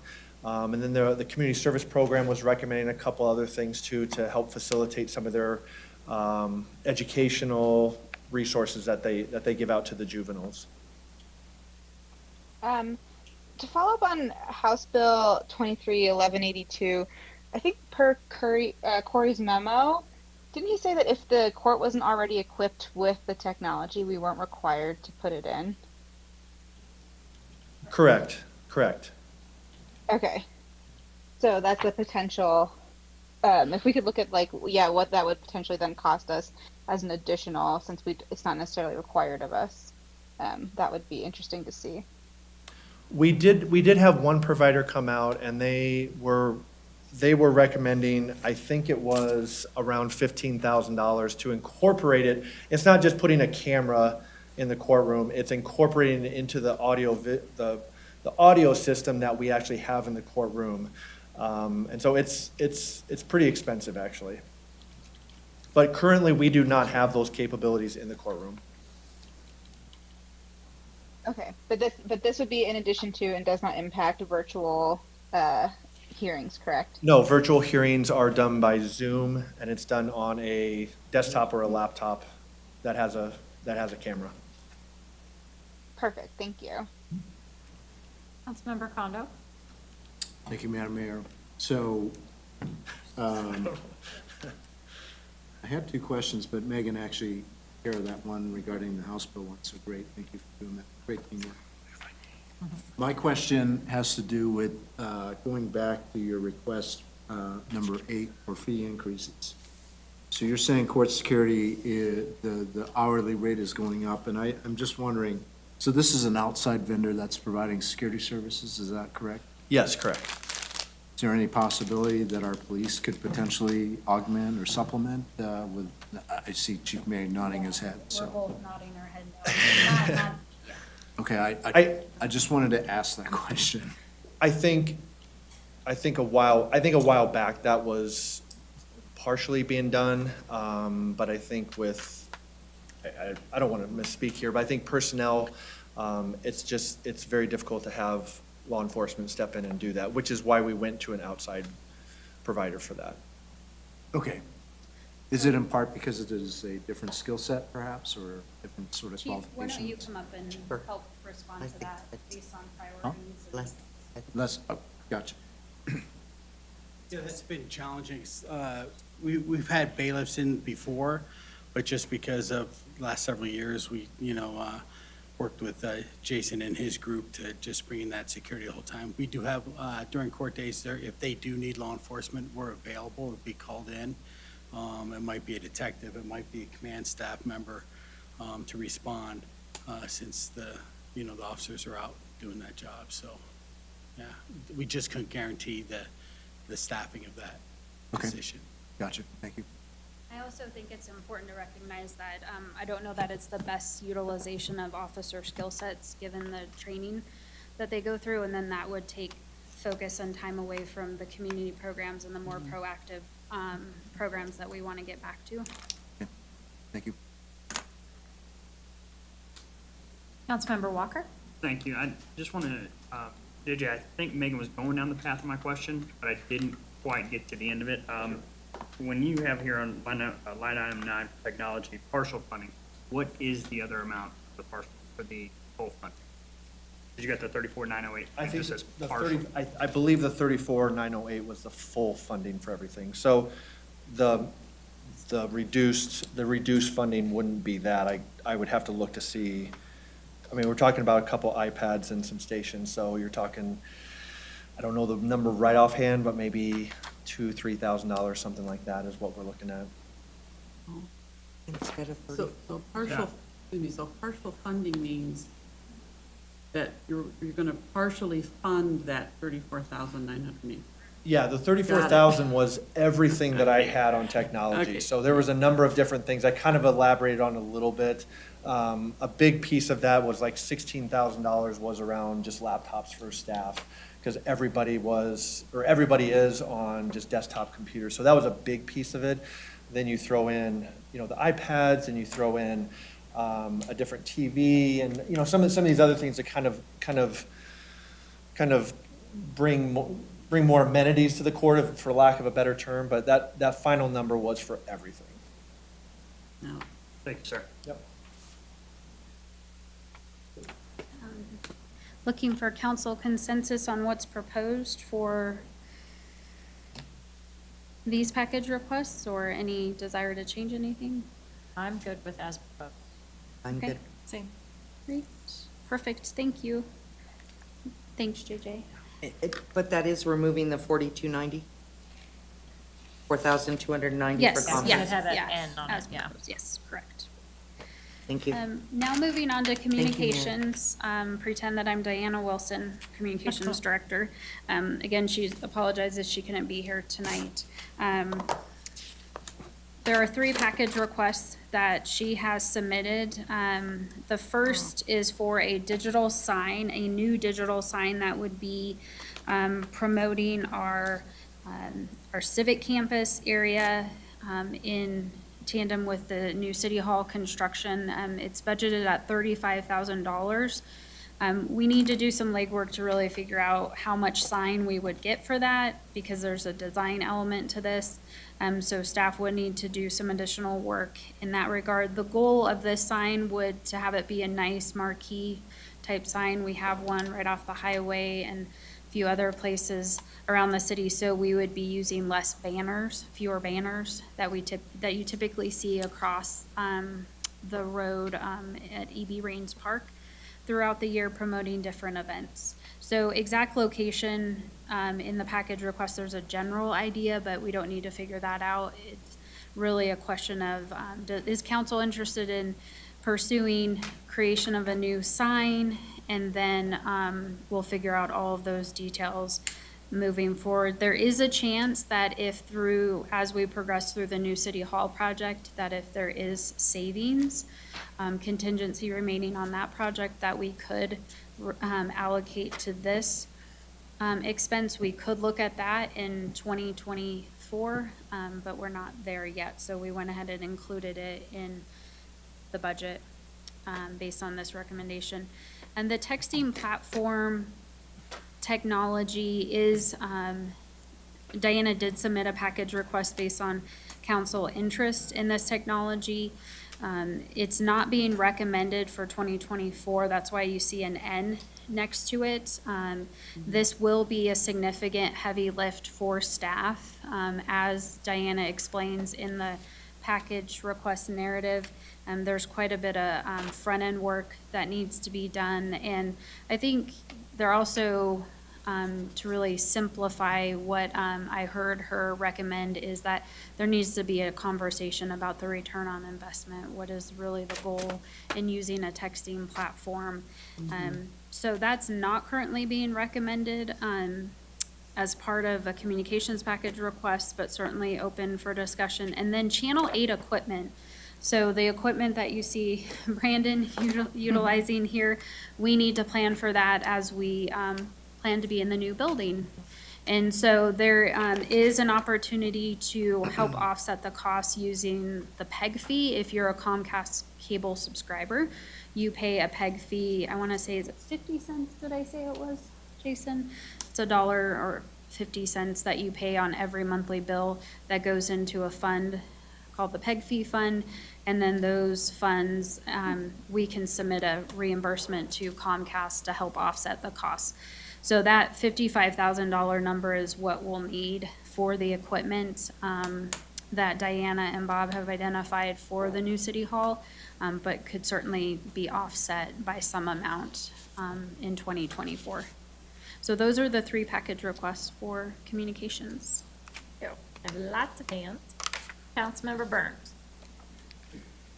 Thank you, Madam Mayor. I'm just going to say that I am in favor of the texting program, especially like with our last discussion around mailers and like talking about return on investment. Like if you send something to someone in the mail, it goes into the ether. At least with like text messaging programs, we can see who's opening, what's our response rate, and be able to really see what is our return on our investment here. I also would love to be able to communicate with our constituents and residents a little bit easier from a ward perspective. Like recently, we had a water main break in my neighborhood, and I walked around door to door, knocking on people to see who had water, who didn't, and sort of like giving people updates as opposed to just being able to send a mass text to people. I just think it would be a much more efficient way to communicate with people. And I understand the staff intensive sort of upfront of this, but I think in the long run, it would be so worth it to be able to reach our citizens a lot easier.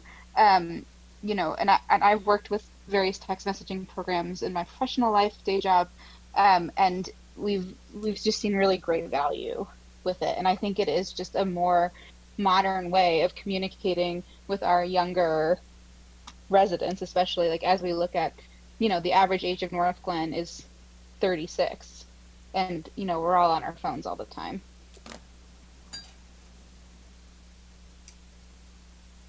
But I love the idea of the sign and the Channel 8 stuff as well. Councilmember Goff? Thank you, Mayor. Yeah, I was going to say, I think the digital sign, if that would be something that we could also use, I'm just trying to think of other ways to announce board meetings.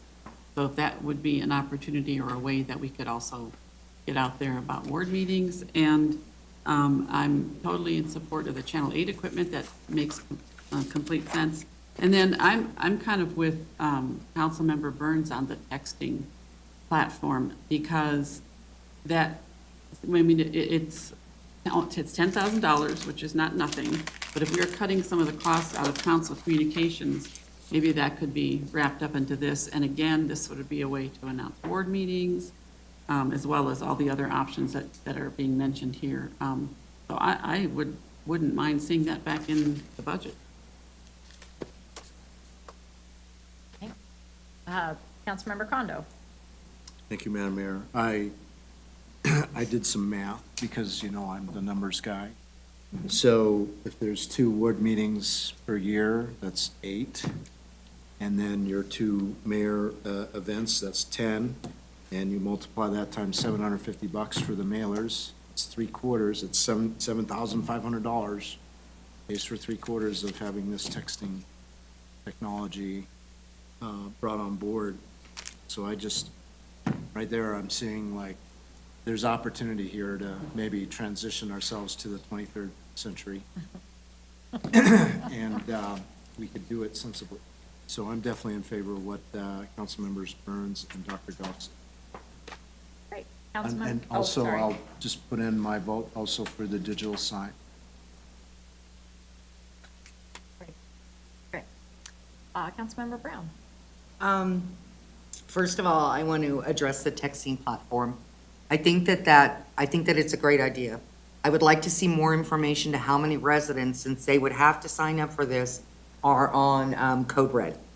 And that would give us an idea if the residents are actually using it. The other part that I want to bring up is what Heather had said during her presentation of it, that this is a really heavy lift for the city. It may be something that too heavy for them to bring on this year, and that's why she left it as a no. And yes, City Manager Guyer, so she'll do that during this process. So we have to listen to how she feels staff can handle it. So when she says something like, it's a heavy lift, that's why I come back and go, is it a staff issue? I just wanted to explain that to you. If it is, in fact, that staff doesn't have it because they're totally overworked, you guys could put it back in the budget, for 2025. But I think that what we're hearing is that staff, the lift is higher and the cost is higher than the 10,000 to staff. I just wanted to say that. So I am not in favor of bringing the texting platform back this year. I'm in favor of researching it and comparing the numbers for Code Red to see just how many of our Northland residents, because I have no idea. I know I get it, but my neighbor kitty corner to me doesn't get it. So I don't know. I'd like to see those numbers, but I would like to see it not included this time due to the lift, and I have staffing concerns.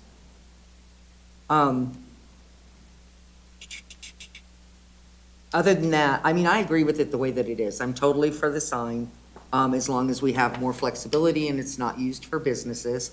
I'm totally for the sign, and I am for the Channel 8 equipment. I would like to leave the texting platform out to the other side. And at some point, I would like to just bring it up about splitting events back out from communications. So I don't know if that's a conversation during the budget process or if that's later on. Mayor, is that a conversation that comes between? You're talking about Heather's choice to put those? Yeah. I think that's a question for you. Well, I think what would be helpful is to know what you're thinking and why you're thinking it. And then I can better respond in terms of the appropriateness of that conversation. In my opinion, we did not backfill for Stephen in a Stephen caliber person, right? Someone that was going to be able to take that workload and run. And I understand that he didn't do the whole thing by himself, but we didn't replace him. We put Diana over that, and except for a few directors, we don't have them spanning, here, you're in charge of communications and you're in charge of events. I wonder why we didn't fill Stephen's position with a senior quote-unquote event planner, because Diane's great at what she does. But she's communications, and not everything that goes with an event is communication. And I would have liked to have seen us fill Stephen's position when he had to leave with somebody of his caliber and not just put it on. I felt like we were trying to maybe save some money or something. I don't know. But I think that we missed an opportunity, because it's in our budget, to fill that position with somebody who is of Steve's caliber, rather than having Diana have to. The communications was a full-time job before she took over events. So I just wonder why we did that. And I know it's your staff, your thing. Yeah. But it seems to me that as events go on and things like that, I personally, and again, my opinion, do not think it's fair to Diana to handle events and communications. My personal opinion. Sure. So I think it's a conversation we can have at a future date. I can provide some information this evening, but I do think it's a separate conversation. I think there's probably some misunderstanding, and I could clarify some information in terms of what we did and why we did it. Overall, back when Heather Grady did an assessment on communications, she actually made the recommendation in her review of, hey, there's a disconnect between special events and how they're communicating, and there could be an opportunity to bring the two together. I had had conversations not only when I hired Diana, but also with Amanda Peterson, Director of Parks, Recreation, and Cultural Services, in terms of where the right fit is. And part of that was driven by me disassembling management services after a former director left, and then creating the Human Resources Department, creating a Communications Department, moving municipal court underneath my office. So there was a rhyme and a reason why we did what we did. All of that to say that recruitment has been a challenge. And so Diana did hire, her idea was to do the split approach, to have the 2 leads versus 1 supervisor. Stephen was, and I don't want to make this we don't really need to talk about him. He was a creative, brilliant individual who provided did great work with us. Diana, based on her assessment of how the team was functioning collectively, had recommended splitting that 1 FTE into 2 lead positions. So you're taking that event load, because the event load had grown over time, and sharing that workload, so it wasn't falling on 1 FTE shoulder, but 2 FTEs. Part of what you haven't really seen, and if Diana were here tonight, I know she would say this 100% with 100% confidence, because we had this discussion 2 weeks ago where I was asking her if she needed something different. She wants time to see if she can make it work, if it can work with having the vacancy filled, that the position that's currently vacant, and then Ashley Garst is in the other position, and then the rest of her team. So we had a staff member come over from EcoDev into the role. She decided to go back, Marisa. And so that type of staff turnover hasn't been great. So Diana has had to step in and backfill. And I'm having ongoing conversations with her, because I see the impact that it's had on other communication responsibilities. And I told her, I will make a change. I will shift things if we need to shift things. I will figure out where to put events if you no longer want to supervise events. She's not there. She believes that this structure can work, and so I'm going to support her in that. And I am confident that she'll find a high caliber individual. She did give me a brief update a couple weeks ago that they had good interviews, and she found a great candidate. So as long as that all pans out and we're able to hire that individual, I think, she'll have a team member that can hit the ground running. I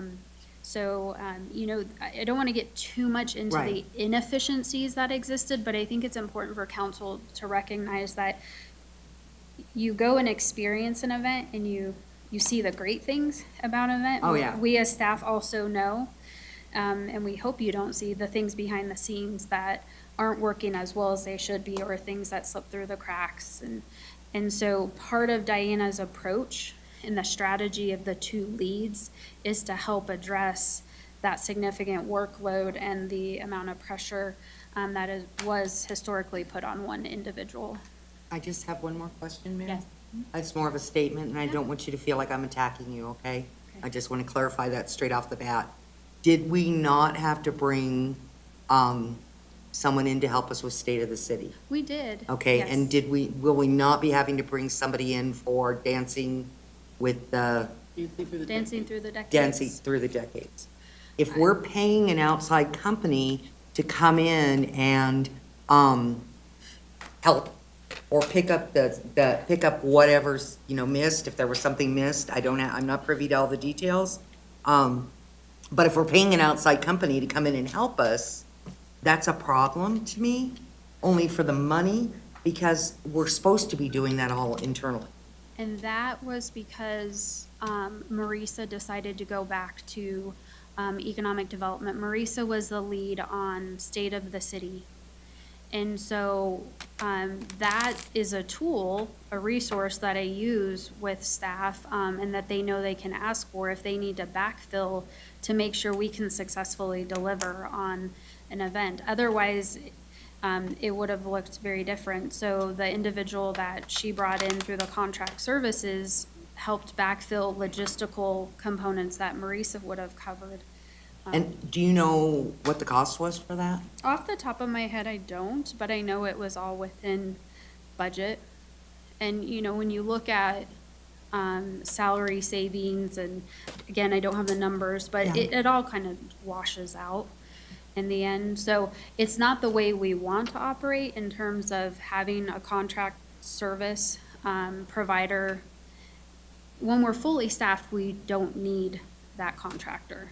We weren't fully staffed, which is why we brought him on board. Does that help, Councilmember Brown? It answers the question, but it answers the question. I'm not getting into your staffing because that's none of my business, right? You are over your staff. But it does answer my question to a point. I would like to know what we paid them on State of the City and on the Dancing Through the Decades. I just want to see what the cost was. And, because I think that's really important for everybody on council to know that we incurred an extra expense that was within budget for those events. But to me, that's a big deal. I'm done. Sorry, guys. That's okay. Councilmember Walker. Thank you. I just want to voice my opinion for package 4 and 6, full support. The texting platform, I know that looks great, and, you know, I'm curious to what I would look at, but I'd really want to hear Diana's input on what kind of lift that would be, and if she can handle that. I know it's a shiny new toy that we could have, and I saw, you know, Councilmember Condo's math on it. We could really reduce some of our communication budgets. But to play devil's advocate, print and mail are still our #1 response rate in the connection. And so to try and totally offset or do anything like that is, I think, putting the cart before the horse, especially since we need to see kind of the data on who is actually opting in on Code Red, who's actually getting them. Because we could alienate a whole sect of our population if we go to that texting platform. So I'd like to see more information on that in future meetings, like the Code Reds, to see what kind of response we have. So I'm not yes or no, I guess I'm different. Maybe. Yeah, maybe. Thank you. Thank you. Councilmember Jaramillo. Thank you, Mayor. I too realize that we're cutting significant funds from item 1 with city council communications, but I think about our residents who are part of the digital divide, who, may not utilize email or text messaging, but they can also utilize the Northland Connection. So that's another thought I had on that for our city council communications. I could say that down the line, we're gonna see that there's gonna be items that we're gonna decrease, and if you look at $10,000 for the texting and public communications platform, that's really a small line item. When you go down the list, you're gonna see some that are, in the hundreds of thousands, in the, tens of thousands, that maybe we can revisit this texting and public communications platform. Because I know many people, since I fit the demographic of North Glen's median age, I know I'm connected to my phone constantly, and I would be, can't always be home and everything, and you get the message right there. You can contact family members, friends, let them know right away before, it's instant. So I'd like to see it. I think it's definitely a step in the right direction. I do feel for, like I said, for those that are gonna not be receiving as many flyers, that's their, their mailbox is their connection to the world outside of their home. So I think we should revisit the texting public communications if anything, if we're saying like, no, I think that we should. This would be one that we're really early on in here. This is the 5th item. And I think that should be one that is the future. It's like, as Councilmember Kondo mentioned, we're in the 21st century, like 23rd. according to the, That is what he said. yeah. You said that, yeah, that's right, you did say that. 23rd. That's, well, that's funny. Anyway, let's revisit that. If anybody says no on that one, I'm in favor for it. Everything else I'm in favor for as well. The digital sign and, of course, supporting Channel 8 and all of our equipment. So, thank you. Thank you. Councilmember Long. Real short, I'll say this. I support all three of these in the package request, provided that Dr. Goff's idea for a trade-off with the communications in city council be taken a look at. I support all of these, which would, then you're looking at 100,000 instead of 90. But I think there's enough in that communications, as Dr. Goff suggested, that we could make a trade-off. So that's where I stand on that. Thank you. Mayor Pro Tem. Thank you, Madam Mayor. So I'll start with the digital sign. Yes, I support, but I do have a question. I know a council member said no businesses, but I'm always thinking as a business, put my business hat on, is there a way to earn some income by having spots that are sold to businesses like we do with the main marquee that faces? It's just a question. Potentially. Potentially. I mean, and that's a good way to think of offsetting the cost of the sign. Again, that's my business hat on, so I was just curious as that, if that is on the table. Not on the table right now. If that's something that council would want us to look at, we could figure out what that could look like, which is why I say potentially, and then look at our other program through economic development and see what we could recommend if council wanted us to do that late work and figure it out. And see what the ROI would be. I don't know what it would look like.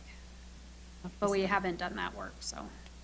Great. I just wanted to put it out there, just thinking of ways that it could increase that ROI.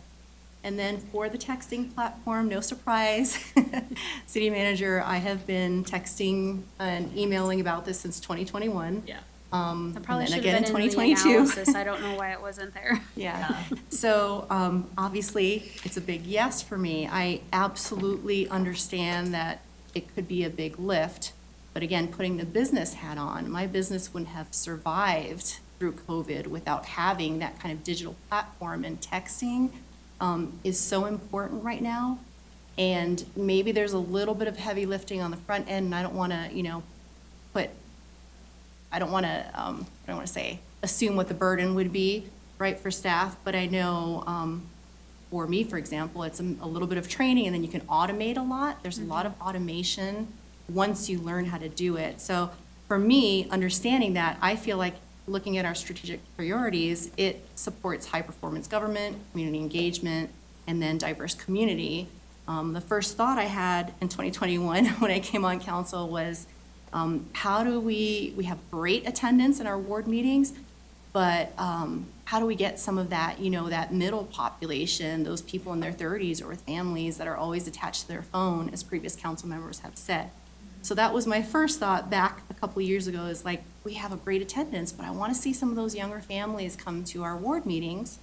And then also with different types of emergencies. So when Ward 4 had like 600 homes without power and freezing temperatures and nobody knew about it, including myself, except I was one of the homes, and that's how I knew about it.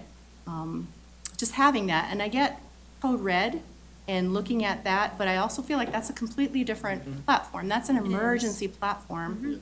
And there's ways to get people on board, like creating QR codes, for example, like you scan this and you sign yourself up to opt in for different messages, whether it's ward specific, citywide events, for example, emergencies, we have Code Red, but weather events, road closures, all the things that we get calls for. So that's where I'm at and why I strongly supported moving forward into this day and age. I understand it's a heavy lift, but I'm still a very, very strong yes. I will go with whatever my colleagues decide on. A lot of yes.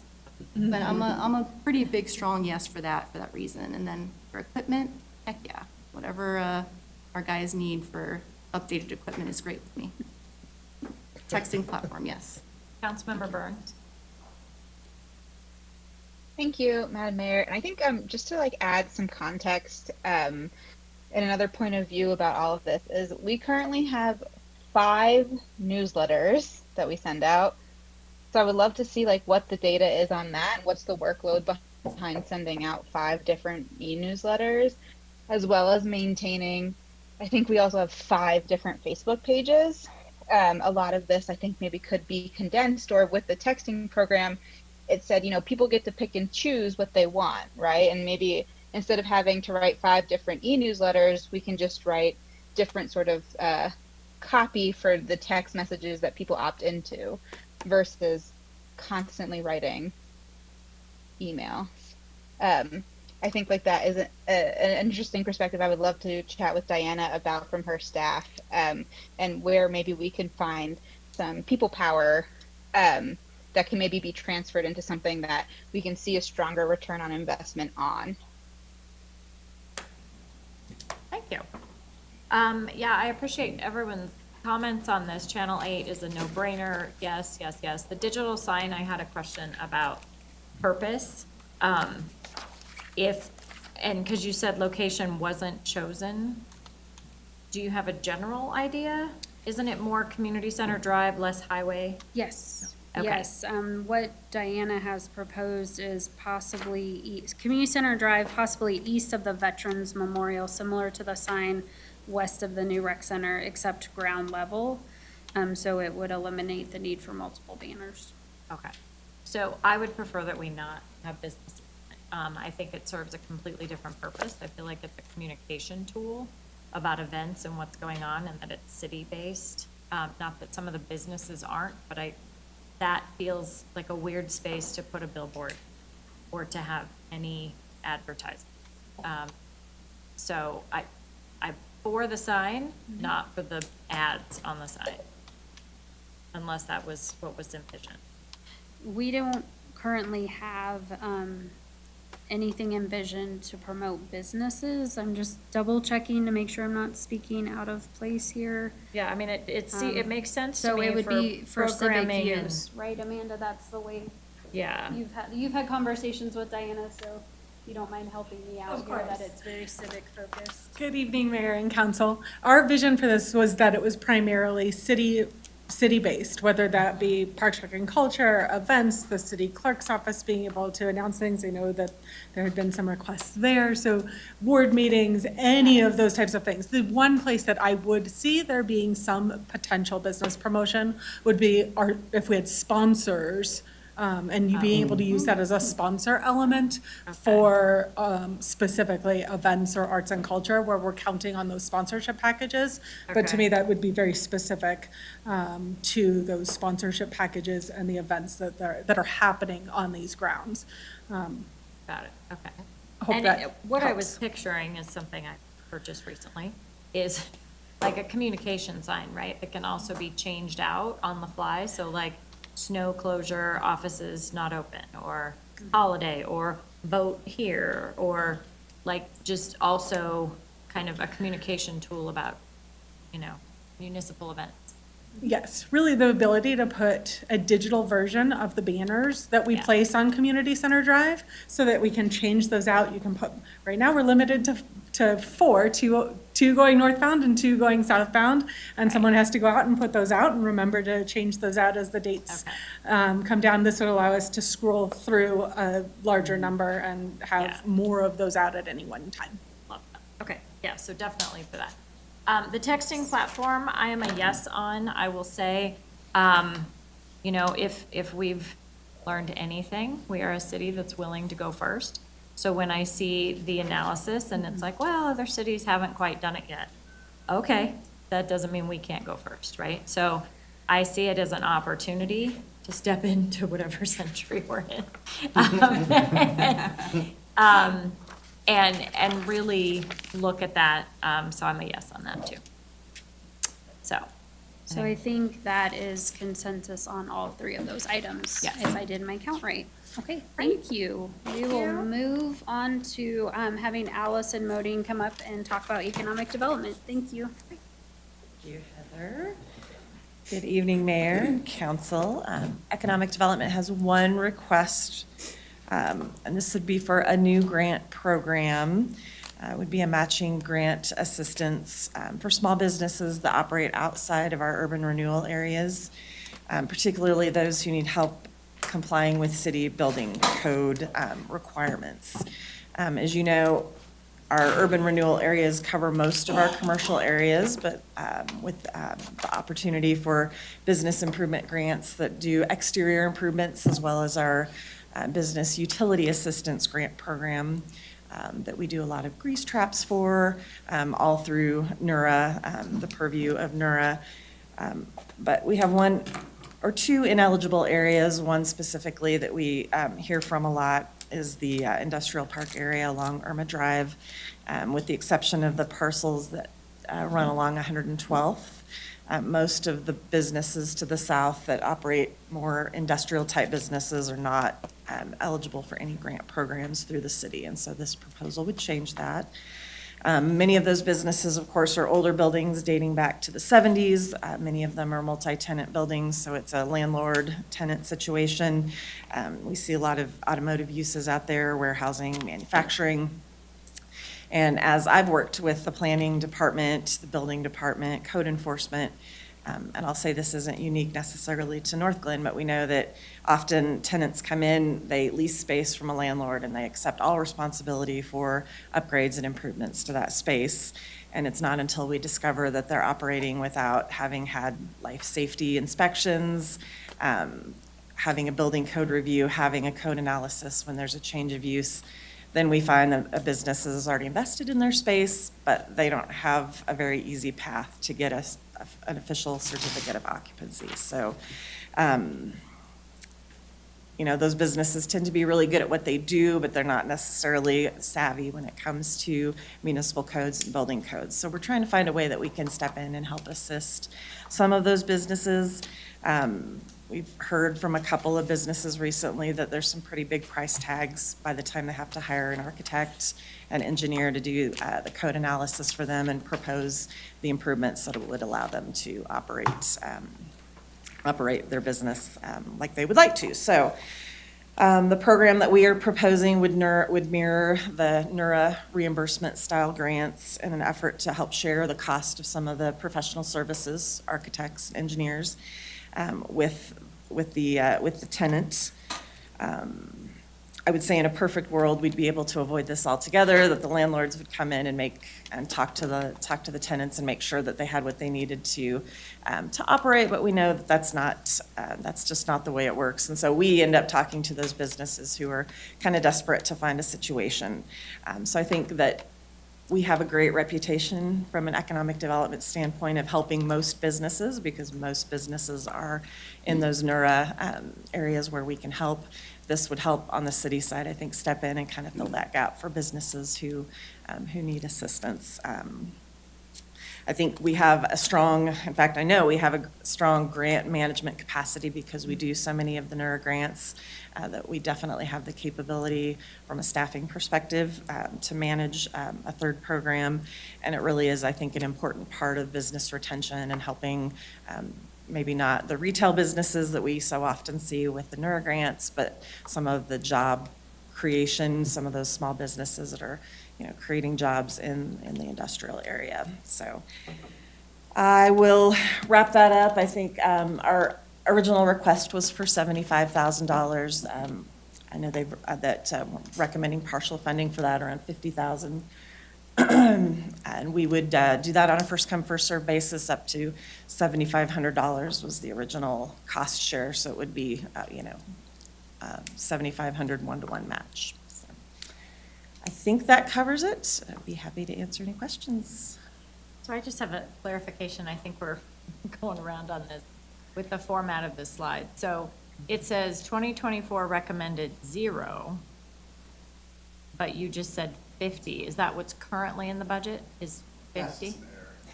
Oh, okay. It's missing a couple of numbers. Sorry, I'm just trying. It should say 50. Trying You to caught track. the first error. Sorry. Thank you. That's okay. That's okay. I just wanted to make sure I wasn't losing my mind. Okay.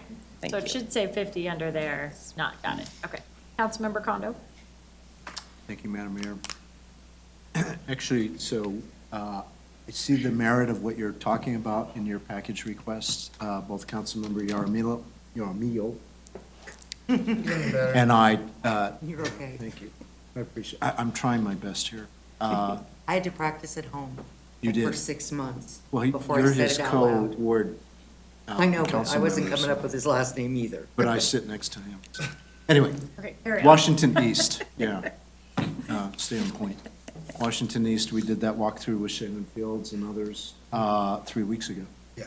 So, and I saw it firsthand, a lot of small mom and pop businesses that may need to upgrade the size of their grease trap, but they're having problems with that. So I think, I see what you're getting at, how that is very important. And again, 75,000, will that be sufficient enough to cover everything, or what else is in that 75,000? So that would just purely be our match to contribute toward the reimbursement for these businesses. We do as many as we possibly could. It's somewhat of a imperfect guess as to how many we could assist. Depends on how many requests come our way. So that's why 2024 recommended is 0, because it could go up, So depending on how originally, many- we had planned to do, I think, $15,000, well, we would have done, sorry. I think we will be pleased to take whatever amount we can, in any amount. Our original plan was to do a 7,500 maximum contribution per project. Okay, so assuming 10. Yes. Okay, I understand, thank you. Councilmember Byrd? Thank you, Madam Mayor. Okay, so I have a few sort of like questions about this. So what are the codes that these businesses are generally breaking? Like what are they in violation of? So most often, I would say we see, so we require a change of use application anytime there's a new owner or a new use comes in. We review to make sure that whatever's going into that space is operating under our building codes. So many times, the building department will come back and say that the new tenant needs to do a code analysis, which requires them to hire an architect to evaluate what exactly they'll be doing in the space. And then they'll make recommendations for changes to the physical space, whether they need sprinklers. Sometimes it's things like a water fountain that end up costing money. Sprinklers, firewalls, there's any number of code requirements that then come into play after that change of use gets started. And those businesses aren't planning on those expenses, so it comes as a surprise to them. Okay, I guess like I think this is good. I guess my only like sort of counter to this is like we don't offer any kind of like money or grants to like residents who are falling out of code. And so why is this special just for businesses? Like we just had that new stucco thing, and to Councilmember Brown, we were talking about landscaping, like having tree requirements, like that's expensive. We don't offer the same to residents to get up to code. So why are businesses extra special? And I think I would only say that once a business is in the community operating, that it would be in our best interest to try to keep them here. If we're able to offer some small amount relative to the full investment that they're making to keep those jobs here in North Glen and, help them continue to operate. Thank you. Councilmember Long? I think this is a great idea. Having worked on NER for a few years, I think that you're absolutely right when you say you have a strong grant management capability, which I totally support and applaud. I think the investments that we can make to match these activities and efforts, we're talking about, again, just like you said, it's in the best interest of the future of the city, especially when we think about investing in the future in terms of future sales tax, as well as valued property taxes. So I think this is a very laudable project, and I support this. Thank you. Councilmember Brown? Hi, how you doing? I'm taking off the other hat because I've been on NERF for like, what, Right. almost 7 years? I want to talk about a couple things that I see as a problem for me, okay? I don't want a business to be able to hit NERA up for, we do up to 12,500 now, and then come back to the city and hit the city up for 7,500. The other thing is that, and this one's, I'm following right behind Councilmember Burns. I think that the concept is okay, but I think that it's got to be more restricted than what you have here. Because when you're opening up a business, right, you have got to be fiscally responsible. And if you don't know that you're opening up these businesses and these are my possible expenses, you're not going to be a successful business in the city of Northglenn anyhow. So with that, I'm going to roll it a little bit more, okay? I am not comfortable with us basically waiving fees on city, because that's what you're doing. If you're going to give them a grant, then you're waiving the fees that come out from traffic impact studies, because the city does that. Construction, engineering, and architect expenses, I'm sorry, but a business needs to know those things before they get a license, before they, start making plans to build their business. That's not something that I think that the city owes them for. I am more in line if it was to follow the NERA guidelines, what you need to get your business going, right? I think you mentioned grease traps. I really don't think we have any restaurants in the areas that aren't NERA funded. But I think that I would like to see it more pared down. Permitting fees, that's us. So you're asking us to put this money in and basically pay for our own services. I think that a lot of rework has to be done through it I am all for helping businesses out, but much like what Councilmember Burns said, we don't provide anything to our residents. Some of us go out and volunteer when they need their houses painted, and it's the elderly and things like that, but we don't give them a chance to come in here and apply for a grant. And I'm not in favor of it as it's written, because traffic impact we do, parking studies we do, permitting fees are us. And I'm not comfortable with, I know they may have to go out and get additional information.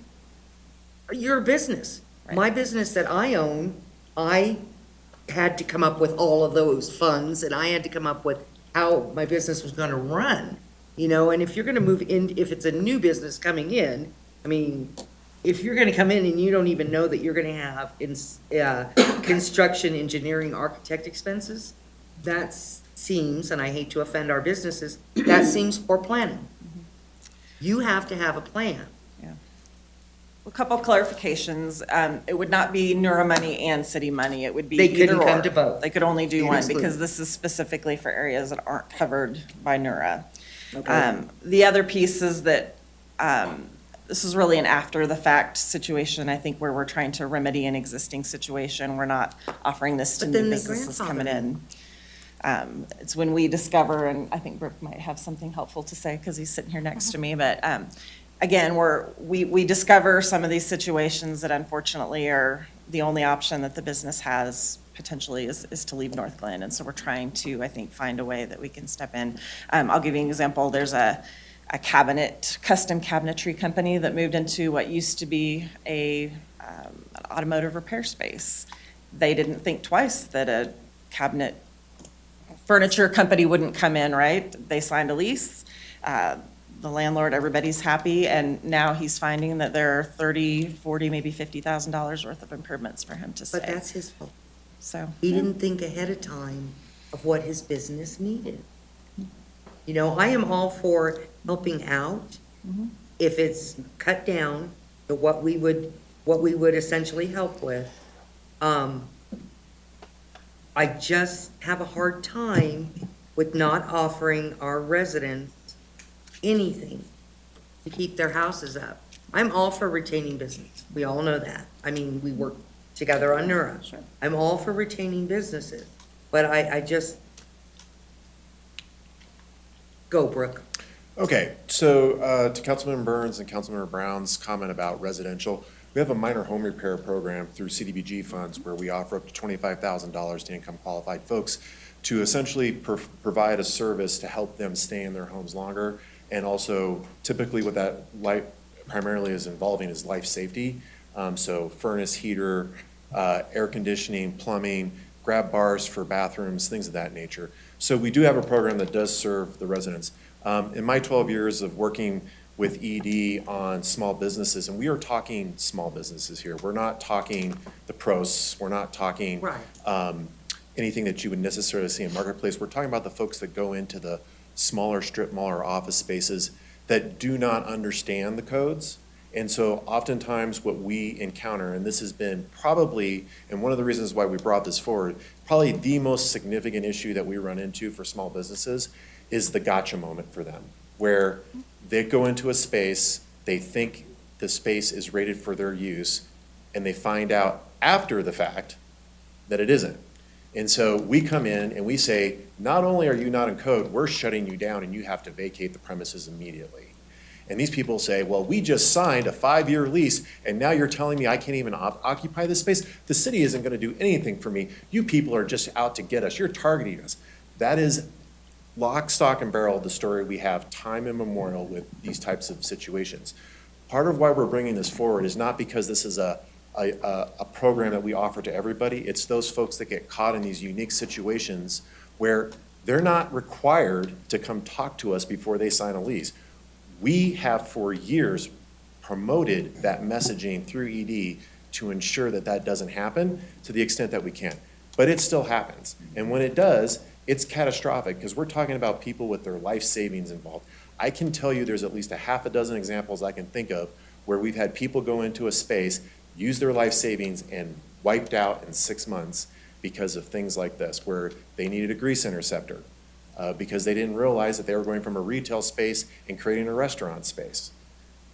We've had many types of those situations. We've had others where we've had an office go into a retail space where they have to put in the ADA compliant water fountain. And guess what? That's a $10,000, $15,000 thing.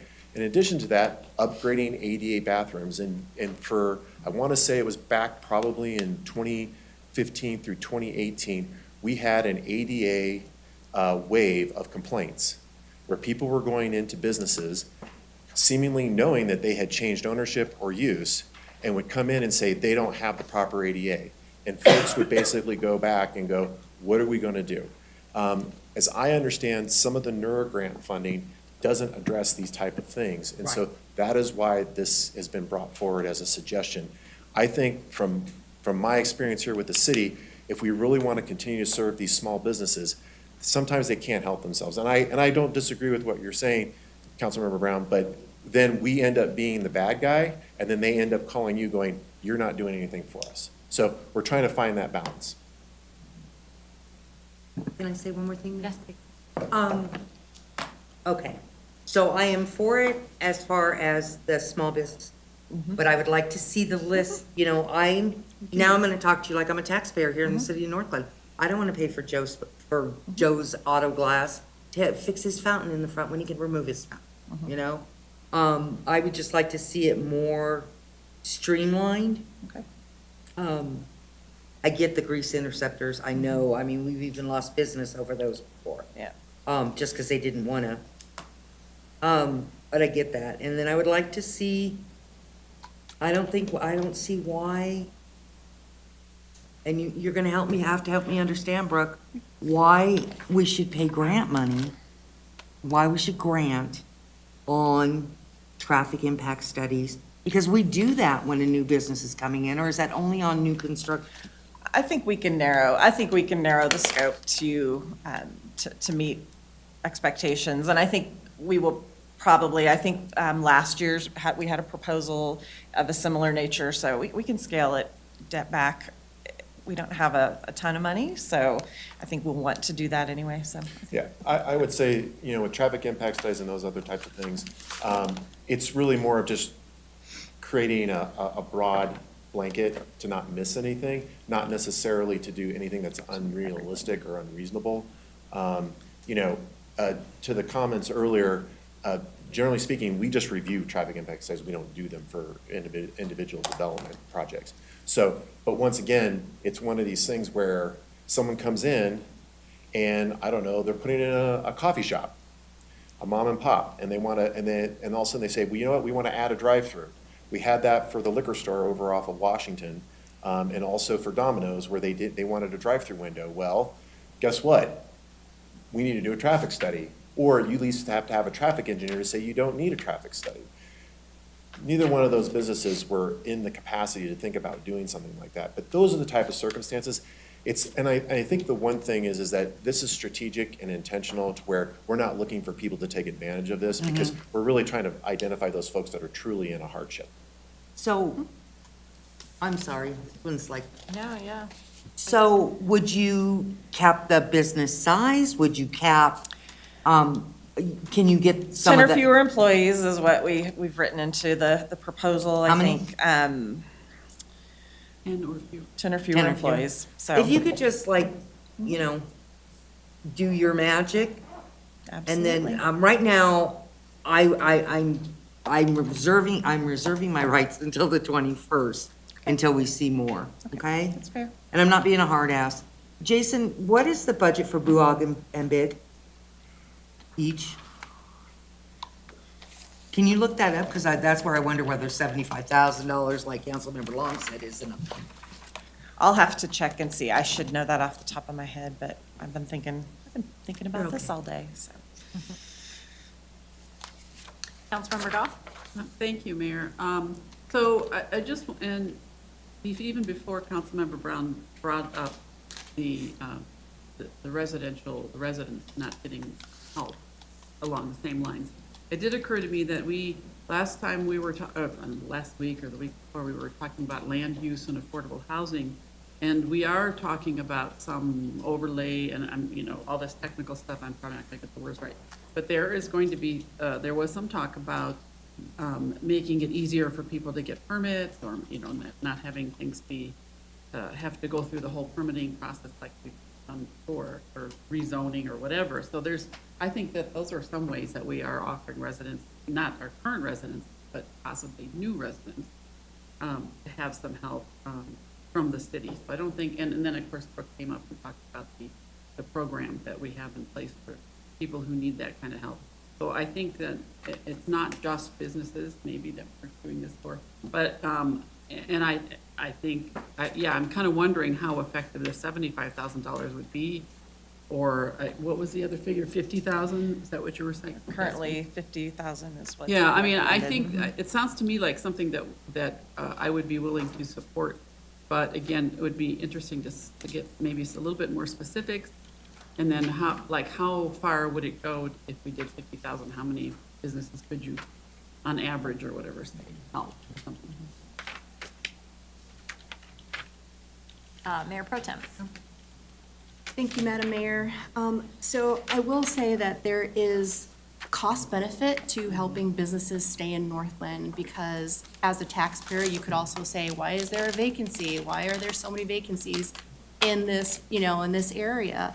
And so forth. And so taxpayers see that, see the blight that happens when businesses stay empty. I see this as being a business-friendly city, and I think that is important for us to retain and bring in people. It is way more cost-effective to retain a business than it is to bring in a brand-new business and the build-out and all of that. And I have 5 businesses across 5 different cities, 5 different counties, and I will tell you how difficult it can be to open a business. And yes, we do our research, we do our homework, but sometimes landlords will get you to sign that lease so fast, and then the pop-up things that you weren't aware of, like, whoa, we checked.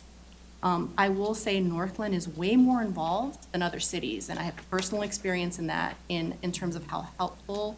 I've seen it in the Business Retention Expansion Committee, the outreach that is done to these businesses.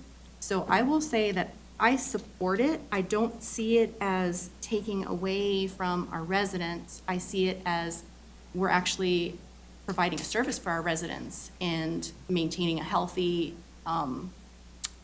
property and business area, just because it's very difficult to fill those vacancies. And the other thing is, sometimes property managers aren't easy to work with, and businesses can find themselves in hot water because of that. And I have lots of experience in that, so I can tell you, things like ADA compliant bathrooms and fountains, been there, done that, spent thousands and thousands and thousands of dollars. And it's not easy when it's coming out of your life savings, as you mentioned. The other thing is, it actually falls in line with our strategic priorities. I've been trying to check and make sure our budget is falling in those categories, and that's number 4, business retention and growth. The second thing I will say is that I also love the idea of having programs to help residents, and maybe that's something that's strategic plan coming up, that we talk about those, because I agree, if we can do more to help our residents somehow, little by little things, that's great. So that is, I think that's all I have to say. Yep, that's pretty much all I have to say. Thank you, Madam Mayor. Councilmember Long. Madam Mayor, this is just a point of order. We've covered 4 areas. We have 8 remaining, and we have 1 hour left if we stick to our 10 o'clock timeline. So I just want to share with you. I'm making that observation. Yeah, no, it's real. This process takes as long as it takes. Yeah, a little longer, which is why on the tentative future agendas, we have future meetings set aside. Okay. For the, Okay. yeah. Thank you. No, it's real. I don't see any more hands, so, did Could you I make get- one, just Jason did clarify that on the NERA side, that we have 70,000 this year set aside for the business utility, the BUOG, and 150,000 set aside for the BIG, which is the exterior grants. So Okay. that's the Did you numbers. hear consensus? I think I hear hope that if we can maybe tighten things up a little bit, I will be happy to do that. And I heard consensus, but I also heard that we tighten things up and bring it back to council. So So consensus if- for the 50 Consensus for the 50. with tighter, But if we heard wrong, speak up and. I think so. yeah, I Okay. think so. I'm good with that. They could bring back some tightening, some tweaks. we can do that. All right, thank you so much. And while thorough, I feel like we're making really good progress. Sure. Yes. Got another one. Just for fun. Oh, no, wait, you're. Joanna, real quick. Joanna's always, Joanna's quick. I see her request right here. Sorry, I'll make it fast so Tamara can get back up here. You're good. Take Good your evening, time. Mayor and City Council. Joanna Small, City Clerk. So you'll see on the City Clerk slide that the staff in the City Clerk's office remains the same at 5 FTE. There are no additional package requests submitted for 2024. So the total operating budget requested for 2024 remains the same that it was in 2023, which is $89,250 for that operating budget. The work of the staff in 2024 will continue to prioritize ways to be more efficient, ways to improve accessibility while focusing on our core services. And those include legislative support, licensing and operations, records information and management, civic engagement, and customer service. The city clerk's office will also continue to function as a passport acceptance facility in 2024. That is not a required function, unlike our other functions that are mandated by charter, code, statute. However, we believe that the passport services is a good opportunity to provide the public with a positive experience at the local government level. And it also brings in revenue, about $100,000 annually when we don't have a facility closure or a pandemic. So that's also an added benefit to the city. So that is our plan for 2024. Budget is status quo. Our work will be status quo while also improving our services. So I'm happy to answer any questions that council may have. For Condo. Thank you, Madam Mayor. Just curious, how many passport applications do you process in a year? That is one statistic I do not have with me at the podium, but if I head back to my Okay. computer, I could Yeah, get you that I'm just number. morbidly curious. Oh, I was gonna say, is that Well, gonna change your if you're- approval if of you're- the zero request? Well, if your average passport application is $150, it's about 600 some applications. No, No? the fee that we retain at the city is $35 Oh, per Okay. application. gotcha. Yeah, so, A great anyway. deal. Yeah, I do see a lot of people coming in, and it's great. So I'm glad that you're doing that, even though it's not mandated. Thank you. They come from everywhere, don't they do. Because we are Yep. the only, and we can get them done And if we have a faster. thumbs up for your zero request. You're the best. Well done. Okay, thank you. Look at that, 5 departments down. Camera, come on up. I think I'm next. Yeah. Mm-hmm. I see it. Yeah. Yes. Forgive me, I have brand-new glasses and I'm having trouble focusing. Hello again. Happy to walk through the 2024 budget request for the HR department. I was trying to think of a theme for my budget request this year, and I think I'll say people-centric.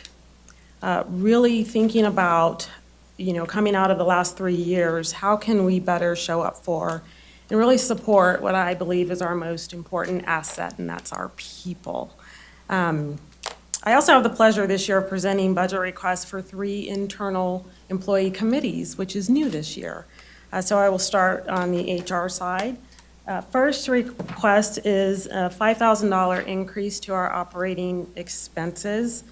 HR requests this $5,000 really to better facilitate a more welcoming environment for new employees, and also to recognize 3 specific days next year. So itemized, what we're asking for is about $2,000 to provide a city logo item to new employees on their first day at employee orientation.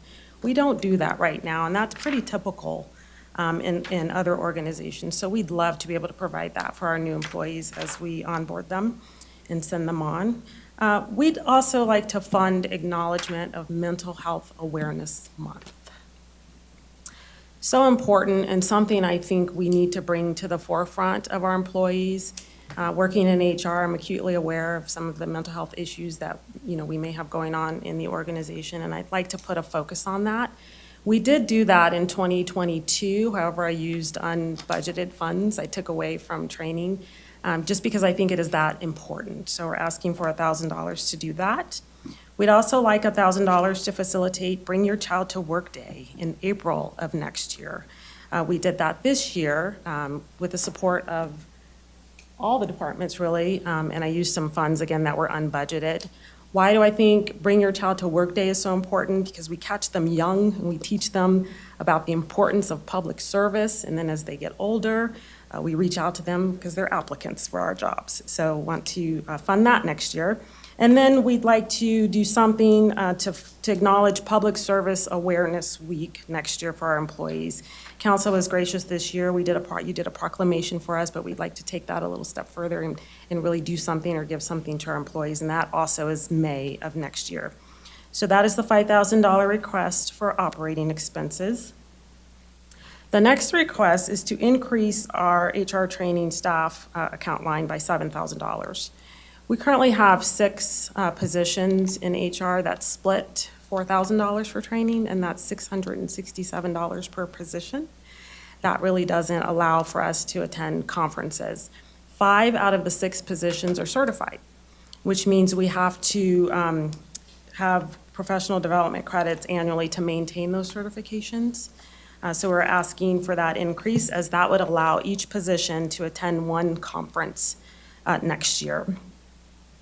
Itemized, that would allow myself as the Chief Diversity Officer and our senior DE&I HR business partner to attend the SHRM Inclusion Conference. That would allow my 2 senior business partners to attend the Public Sector HR Association Conference. I sit on the board of that organization, so my travel and registration is always included until 2025 when I roll off. The HR business partner could attend the Employers Council Conference, which is a really great in-state public sector conference.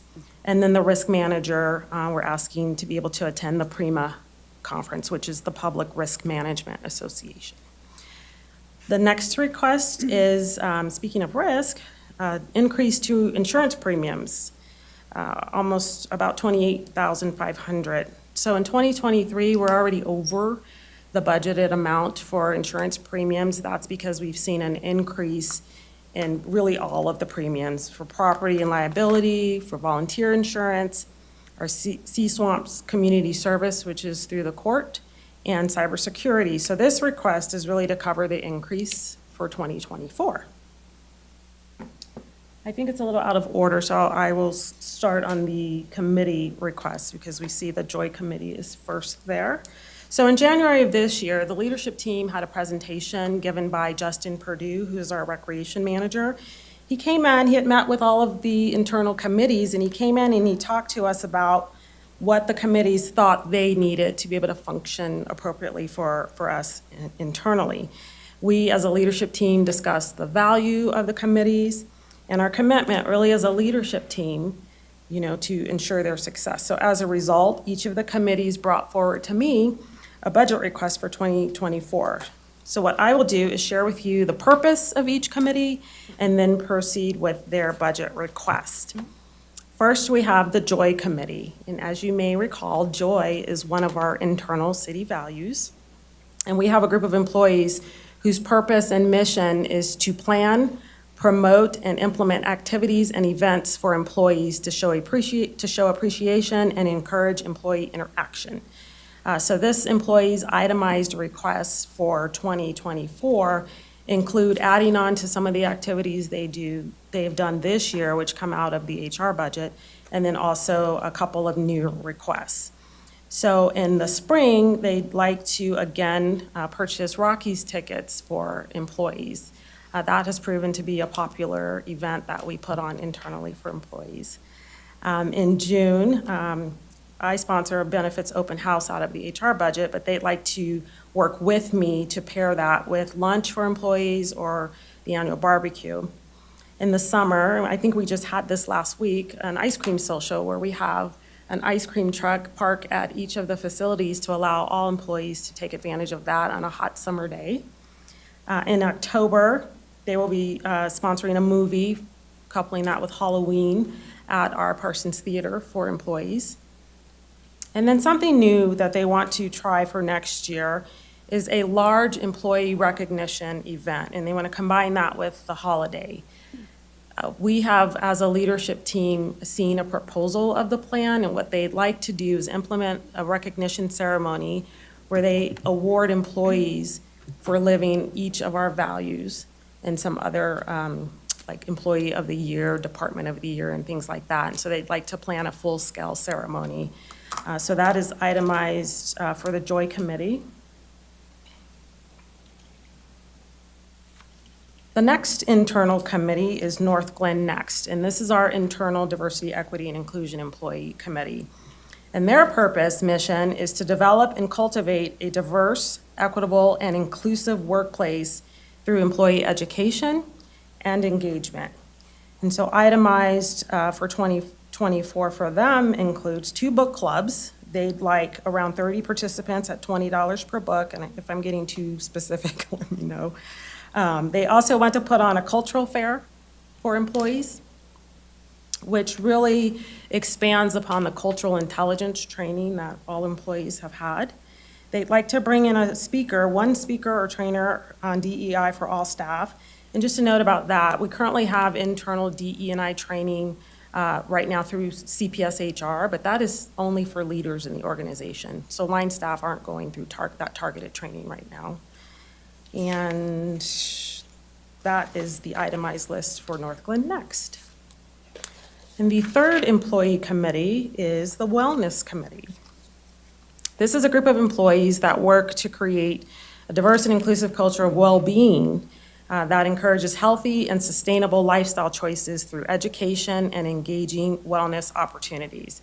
And as HR director, I would just love to also add that the success of this committee can have a direct impact on the city's medical renewal that we go through every year, because if our employees are taking care of themselves, we potentially have lower high-cost claims. For their 2024 budget request, they'd like to actually match the $10,000 in wellness funds that we were able to negotiate with Kaiser this year. So for those Kaiser funds, they have prioritized providing on-site cooking classes 4 times for employees, a Stress Less series, which teaches employees how to improve stress management skills, and also a health enhancement system. And that's what that is a theme-based web and mobile well-being program that focuses on employee healthy behaviors. So for the $10,000 city match, the committee is desiring to bring on-site finger stick screenings. And this is something that Commander Rice and I have been talking about for the PD. We know there's a demographic of employee, and maybe some of us fall into this category, where we get too busy to go do our preventive screenings. And we can't stress how important that is. So we'd like to actually bring that on site so employees can actually do it while they're here at work. So that's what the $10,000 request is from that committee. And then the last request is back on the HR side. So jam sessions, last year I implemented mid-manager trainings because that level of employee is the most impactful when it comes to organizational development, any organizational change, employee productivity, and really engagement. And so we really want to engage mid-managers in trainings, and we do that bi-monthly. So the first year, last year, myself, some of my staff, and some of the employees in the city were able to facilitate those trainings. This year, I was able to lean on some of my colleagues in the Denver metro area, and they're on site for free. But next year, we really are asking if we can kick that training up a notch for our mid-managers to keep providing those trainings. So those are the requests on the HR side and the committee side, and I'd be happy to answer any questions. Councilmember Goff? Thank you. So Tamara, the one that you didn't mention to us, the Human Resources Information System, is this something that, we're going to want down the road, or, I mean, how? Yes, thank you for asking about that. That is a system that the finance director and I have a huge opportunity to collaborate on. My initial budget package request was just on the HR side, but I would love for he and I to have that conversation and see what would work for both of our departments and bring that back as a request. All right, great. And then, so I think my overall comment on the request is very positive. I mean, I think we want to be able to retain our employees, and this seems, I mean, it might sound like a lot of money depending on how you look at it, but it seems like much less money than trying to retain or hire and then train and, new people all the time. So I've got a plus on this one. Thumbs up. On All of them. all of them? You Yeah. like all of them? Yeah. Okay, got it. Councilmember Burns? Thank you, Madam Mayor.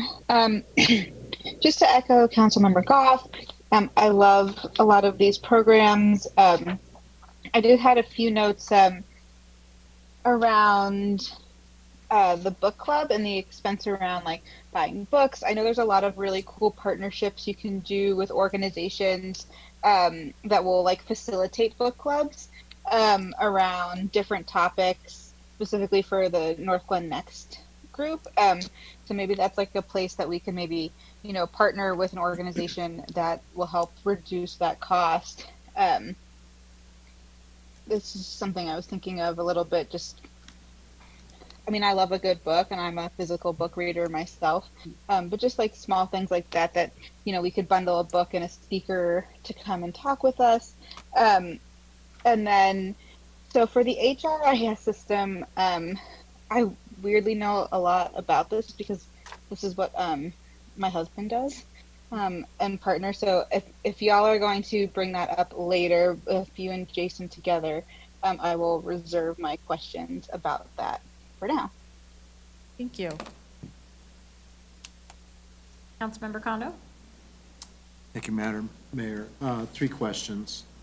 I'll start off with a softball one.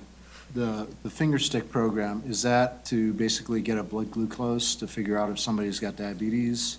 Can you expand on that a little bit? Sure. Typically, when you call Kaiser nurses on site for the finger sticks, it's not only blood glucose, it's A1C, it's triglycerides, it's cholesterol, all of that in one screening. which really goes a long way towards letting people know where they might be at risk, if they've not done that. It's not really a finger stick then, you're actually doing a blood panel. With the Or sticker. you are sticking? Yeah, Oh, finger stick. Usually you draw blood. Yes. That's And interesting. they stick your finger and they put it on this, yes, finger stick. Hopefully it's not Theranos, which, of course, we all. No, it is not Theranos. I have two more questions. The JOY program, does that cover also the Northglenn Police Department, or is it just? Absolutely. City staff? Absolutely. All city staff, which includes the North Glen Police Department. You're getting cozy. Okay. Nothing wrong with that, no. So the reason why I asked that question is, again, the math guy. If you take 35,000 and divide it by what I believe is 296 employees in the city. 339.7. I am just totally I am behind the curve. You're right. Even if you divide it by 290, it's $120 per employee, and I think it's very reasonable. That the $35,000 to cover and do something that benefits the whole of the city is a great program. So I just wanted to point that out. Thank you. Thank you. Councilmember Long. I have two statements and a question. Yes. First of all, I'm very impressed with the time you spent with me. Thank you again. Of To really course. understand how you segue and have every department with its own assigned Thank HR you. person. I've not seen that, and I've complimented so many other folks to let them know that's your approach, which I appreciate. Thank you. Excellent presentation. Thank you. Here's my question. We've got $763,000 in purchase services. That's more than your personnel budget.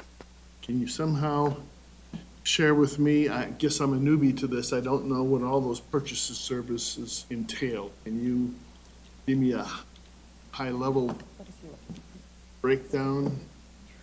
Or you can save it Yes, for another. insurance.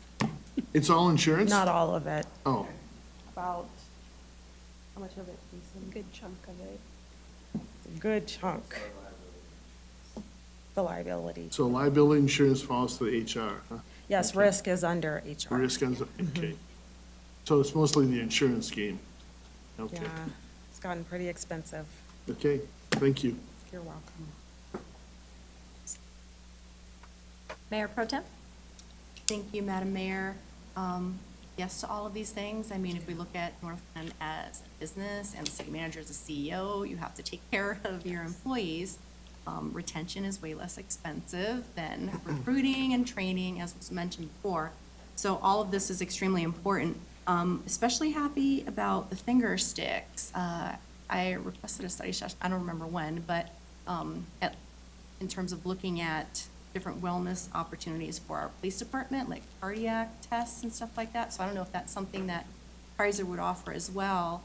But I think specific, especially, I mean, for all employees, but for our police officers that have those, cortisol spikes and dumps, it's really hard on your heart. Yes. So I'm just curious if that's eventually maybe part of their wellness program or. So it already is. Great question. That's not included in the ask for the finger sticks, but as I mentioned, Commander Rice and I had a meeting with Kaiser to get all of that information.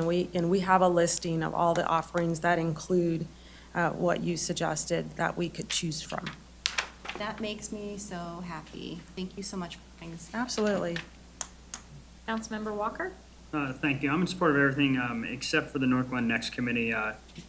From the budget email we got today from the request from Councilmember Long, out of the 12 major events we put on for the city, this committee itself, just for this right here, which is just for employees, costs the same or more than 8 of the 12 major events we put on for residents, which is our primary function to serve our residents. And so I would not be in favor of the Northglenn Next Committee funding, but I'm in favor of the others. Thank you. Councilmember Jaramillo? Thank you, Mayor. I was also looking at Northglenn Next, and I see that cultural fair is $8,000, so I brought up the same questions for me is, when, where, who, like what, that's really vague, and for $8,000. Yes, I would love to go back to them and get an outline of what they envision that to look like and present it back to council. Yeah, that sounds better, because I also agree that's substantial amount of money, and after we got the rundown of how much events cost, as Councilmember Walker said, it's quite a large amount. Well, that's the only item I feel I'm on the fence. Okay, thank you. Councilmember Condo? Yeah, I also am in agreement with Councilmember Jaramillo. Like I said, I just did the math on the Joy program, and it's about $103 per employee. And so now when I look at next, where, it's not more than 20 people, I'm just trying to figure out, is that equitable? Is that a fair share in terms of dollars spent? So I would like to know a little bit more detail about that. Absolutely.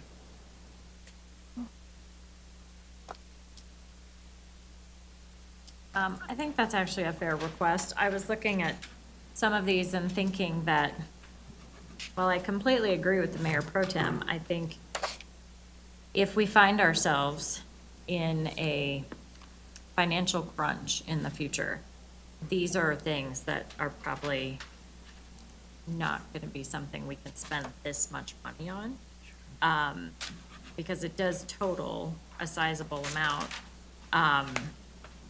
And I guess I was curious, while I don't know that we have the money, the ask is the same as the human resource software solution.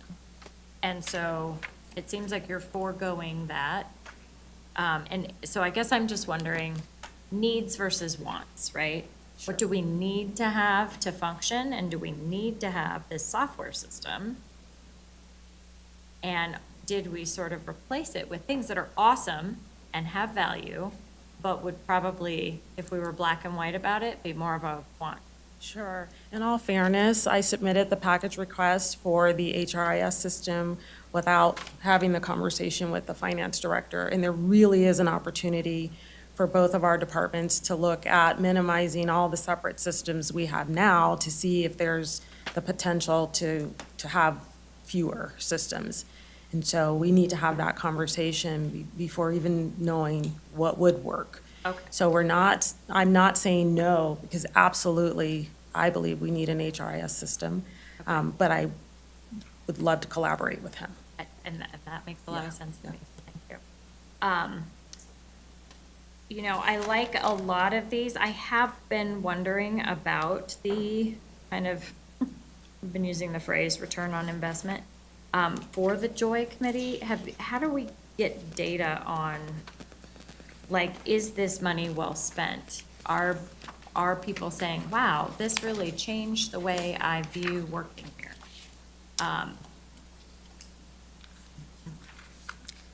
I think what I'd love to do is go back through our employee engagement survey results to see Okay.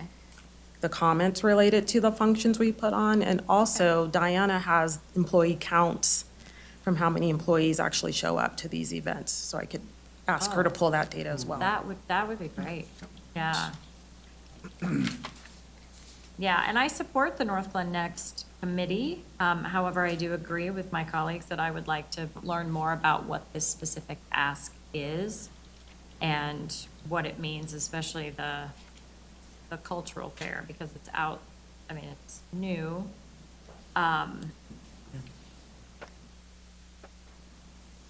I don't know if it's because my brain is fuzzy, but again, when we look at these, how do we know if it's a new or if it's a increase? Is it, in here in the fine print somewhere? So for example, I just want to clarify that the North Glen Next, that's a new request. That's all new, yes. All new. So it's not an increase in a previous amount, but the Joy Committee, is that also new? Where did that money come from before? So for the Joy Committee, I can say that, let me go back and find my notes.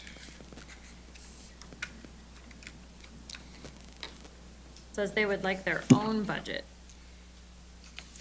But did you have a budget before? So currently, for the Joy Committee events, the Rockies game, the Benefits Open House with the lunch, the ice cream social, the movie, and the holiday luncheon that we've normally put on for employees have come out of the HR budget. The request for an employee recognition event, the coffee social, those are new requests. Okay, okay. I mean, when you look at the big picture, that we're nickel and diming some small things that really do have a huge impact on our staff working here. I just think it's important for us to have a deeper understanding of where that's going. So I think maybe we just need more details, or I would just like more details about North Glen Next and what they're hoping for. But otherwise, I think it all makes sense, and obviously the insurance, that's not an option, we just need to budget for it. Councilmember Brown? I just have a couple questions. On the Joy Committee, and I know that's where you're taking most of the questions for tonight. 1 to 2 gift deliveries, what is that for? So unfortunately, they didn't tell me what that was for, but I will go back and ask. Yeah, I think that, much as many of my peers have said, I need more information, because that 35,000, although I love all of our employees, and you guys know that back there too, that's only $10,000 less than Pirate Fest. You know, so I am all for acknowledging and basically lifting up our employees. But I have a concern, because Pirate Fest is only 45,000, so it's exactly $10,000 more. So I do have some questions about that. It's not the dollar amount that's really bothering me as much as the,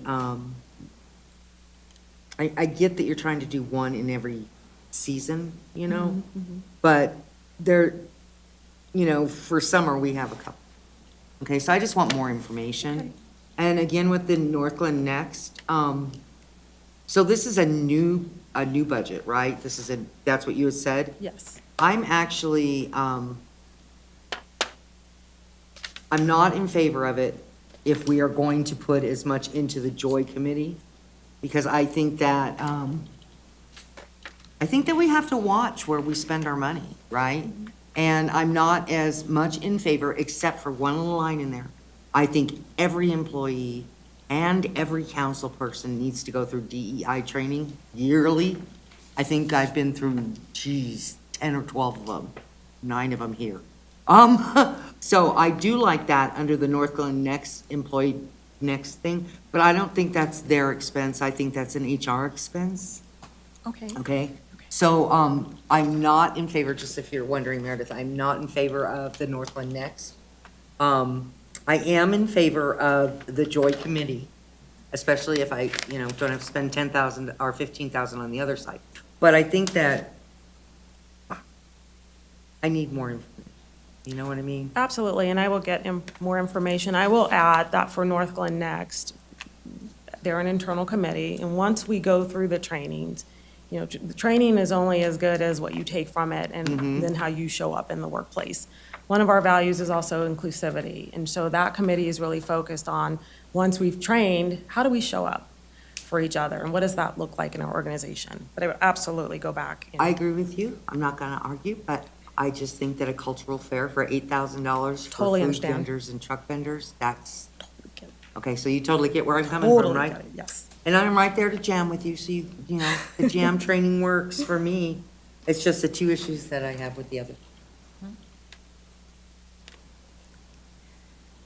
Side note, I don't know if this is the other perception, when I look at the Joy Committee and the work that you're doing with them, if it's framed, the way you framed it with employee retention program, that sounds like it has more meat to it.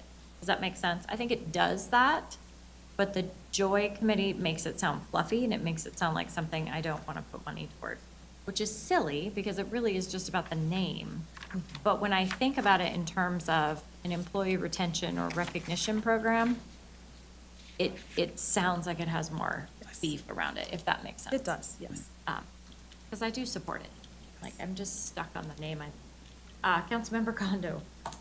Thank you, Madam Mayor. First of all, I'd like to express solidarity with Councilmember Brown's comment that I think council needs to undergo DEI training. So if that can be programmed for this coming year, I would wholeheartedly be in support of that. And then I'm also going to comment on Madam Mayor's thing, and that is, being the former marketing guy, it is all about what's in a name. So if indeed Joy is all about employee retention, if there's a way to rebrand, as Councilmember Burns often says, I think that would be helpful from an optics perspective. Thank you. Thank you. Thank you. Councilmember Goff? Thank you.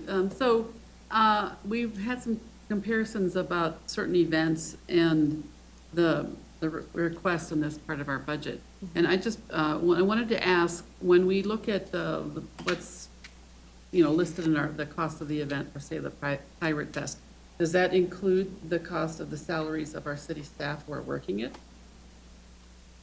No. No. No, because in the email it states that it does. Yeah, so Please, I guess then I'm there's just wanting to overtime point and- that out, because the cost of these events is much higher than, the dollar amount we're seeing here. And so, to me, it's really about our staff. The staff are such a huge resource that we are asking to, work these events. And I just think the amount, it depends on how you look at it. I think that all of these amounts are well within what I would consider reasonable for employee retention.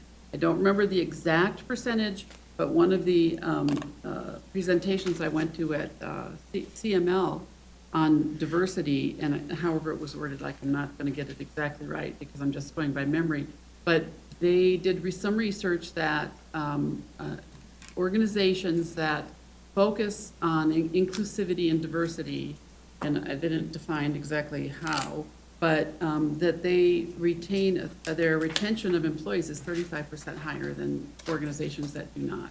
And so I just think that everything that I've heard here just sounds wonderful, and I hope we can fund it all. Thank you. I think we've heard a couple times, and it may be off topic from what you're sharing, but in conversation, if we're comparing the cost of one of your items to the cost of an event, that's only because we got an email from Jason today after Councilmember Long's request. We don't actually have that breakdown anywhere in this budget presentation. And we also don't have the breakdown of existing things that each department is paying for on a regular basis. So is that something that is only as requested? Yes. Okay, I just wanted to clarify that. So, and those, so I just don't know when that conversation, under what budget item happens, since it was elevated as a request and we have the information. It's really up to council if you, the information was provided, so the request for the information was fulfilled. If there's a desire to have conversation about that specific topic, council would need to initiate that and ask for it. Okay. And So I think- Councilmember Long or any other council member for that matter. But I think we've already completed the communications budget, right? Is that what it goes under? I just wanted to clarify that. Events does fall under communications. We're going through this process, so tonight, August 21st, at any point, I always recommend not saving those types of conversations for adoption of the budget evening. Exactly. So I'd prefer that any conversations around any type of changes be done going into the month of September. So really tonight and then August 21st, because that way we have a good balanced budget and we know what things look like. It's, as we move forward in the process, it's harder when you start moving things around. We start moving things around. So if council wants a conversation about events specifically, that at this point probably needs to happen on August 21st. Okay. No, I just wanted to clarify that because I've heard I've heard it bubbling up, right? Because you mentioned Pirate Fest and I think somebody else mentioned another event. And I'm like, are we talking about events? Because we haven't, it's not even in this presentation. And the event that's in your package, that's an internal staff event, right? So that's not, okay. I wanted to clarify that. I was getting a little confused by council comments. So, okay, well, let's see, Mayor Pro Tem. Thank you, Councilmember Madam Daniel. Mayor. I think you probably helped verify the question I had. It was more of like, that $8,000, like internally, like, is that gonna require like PD? When I feel like we already have so many events that we're, using resources for, which I'm a little worried about. So, okay, that was my question. It's clarified. Thank you. Well, and I think to help maybe summarize, but maybe you could do it from your side too, is that I think we're requesting more information around package request number 17. Like specifics, what does that entail? But that you have heard support for the other items, unless I misheard, and then also support to not do the HRIS system right now. Is that correct, council? So more information on 17, but support for everything. And did I also hear more information on the Joy Committee in terms of data on current events? How Yes. many employees? Yes, yes, please. Okay, Yeah, that'd be great. Okay, is that helpful? yes. Okay, Thank you. thank you. You did great. Thank you. Thank you. So I'm wondering if it's appropriate, since we're at that moment, we have to look kind of where we are in the process. So technology, finance, planning, Parks and Rec, police, Public Works are all upcoming. So we have 6 more to go, plus, I'm guessing, but I'd just like to clarify, Councilmember Long, would you like to open a discussion about events? Was that your intent, to get Not at this information? time. I wanted to give staff time to digest and percolate and come up with the numbers that they feel more comfortable with, rather than just a blanket number that they shared. So you're requesting more information than the email we received? More Okay. detail. More detail. So we didn't hear that as council, so can you help us better understand that? So you submitted a request, we all got an email from Jason, Right. and you want more detail than that? Well, if that suffices for council, then that's fine. If that number that was rolled up in the total number, if that's what the staff feels comfortable with, that's fine. Just so we know what it is going forward. Okay, I'm okay with it. I didn't make the request for it though, so that's why I just do I want would to. like to see more specificity for each of the events, Right. but I don't want, there's enough going on with their staff work as it is. So if it's readily available, if you can pull it out, that'd be great. But I'm not saying it's. Sure, could you, Councilmember Long, help clarify what is the level of specificity? So are you looking for a summary of each event with number of attendees? I mean, we probably have the information, we can provide it on August I'm really 21st. looking for staff time. and Oh, overtime. staff time and overtime, and okay. expenses that went into it. Sometimes the paraphernalia that you We buy, can get that for the T-shirts that you buy, No, all that stuff. Jason, what are you thinking?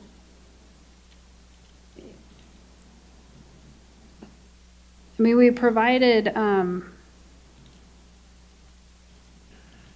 do you think it's a early September conversation to go through each event? And there's some events that we can more easily say, this is the overtime. Well, that and it- here's to, Councilman Long, to your point, like, is this what council wants, right? Or, is this what we want to ask staff to do?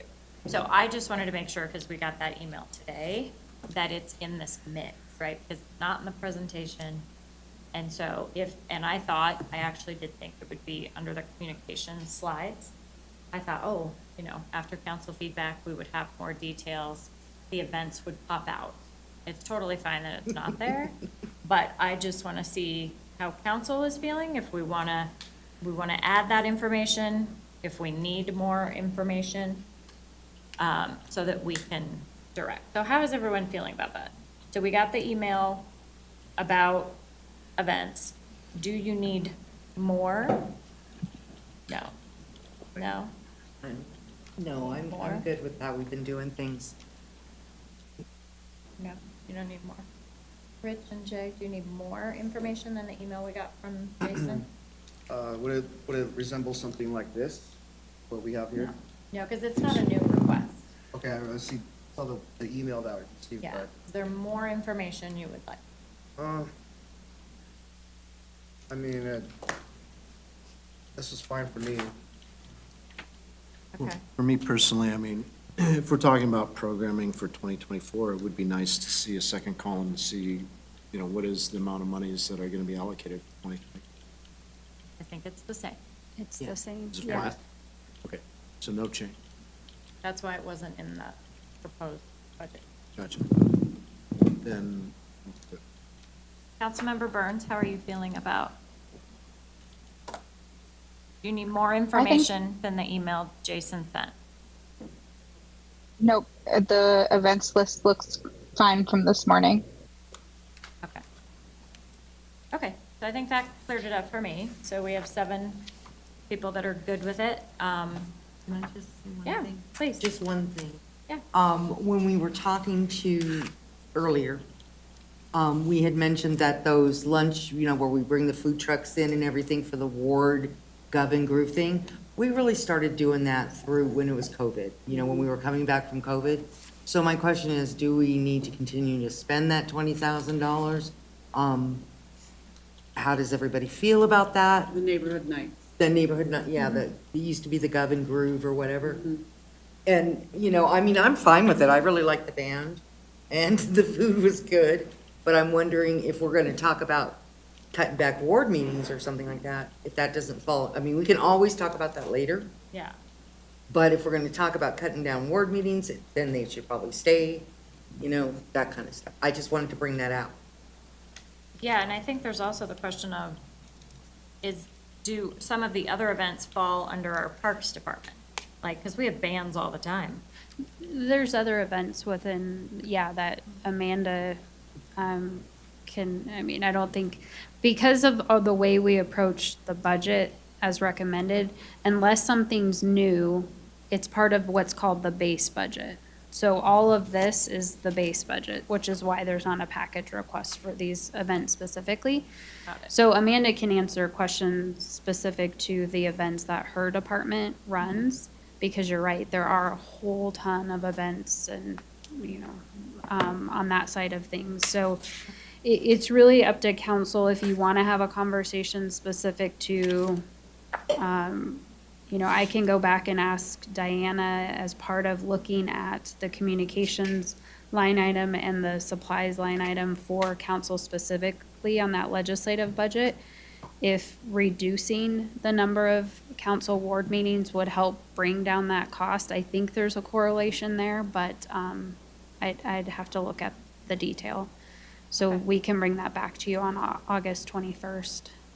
I think we had that conversation Yeah. around the legislative budget for communication Yes. and the legislative budget fall. Okay, Mhm. but we're not talking about that, right? Well, That's still if I coming might back say to- something, I'm seeing, Yeah, please. without pointing fingers at anybody here, I'm seeing there's a need for some more specificity on what's taking place. You've just added another thing, Councilmember Brown added another consideration, so do we add that to the list here, or how many are we gonna have? We have 13, do we have, or we got 15? How many events are we talking about here that we don't really have a real good gearing understanding as to what's taking place? Staff overtime, all of the things that go into these events. I mean, there's a lot of money here being spent, and I don't think just rolling it up and doubling the number to make it $600,000 does justice to really what we need to know about. I'm just saying that for me, as a numbers person myself. I like to know what numbers are. Excuse me. So to be a little bit more specific on the roll-up of the staffing, about $230,000 of that $300,000 is specific to salaries and benefits of the staff and special events that we have. And then about an estimate of $8,000 to $10,000 of staff time and overtime associated with the big events. Big events meaning multiple days, food truck carnival, 4th of July. That's just a really, really long day. And so we do have an estimate of $60,000 to $80,000 for these 12 events that we have outlined here. As far as getting into more detail, which I didn't necessarily hear support for, Communications and Diana have the detail of, hey, this is the 4th of July, and $56,000 is fireworks, and $5,000 is renting a stage, and so on. I don't know that council wants every portalet rental cost or whatnot.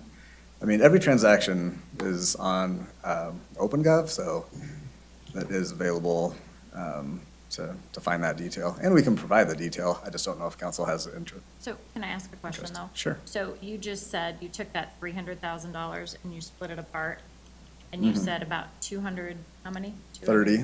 30. Is that FTE cost?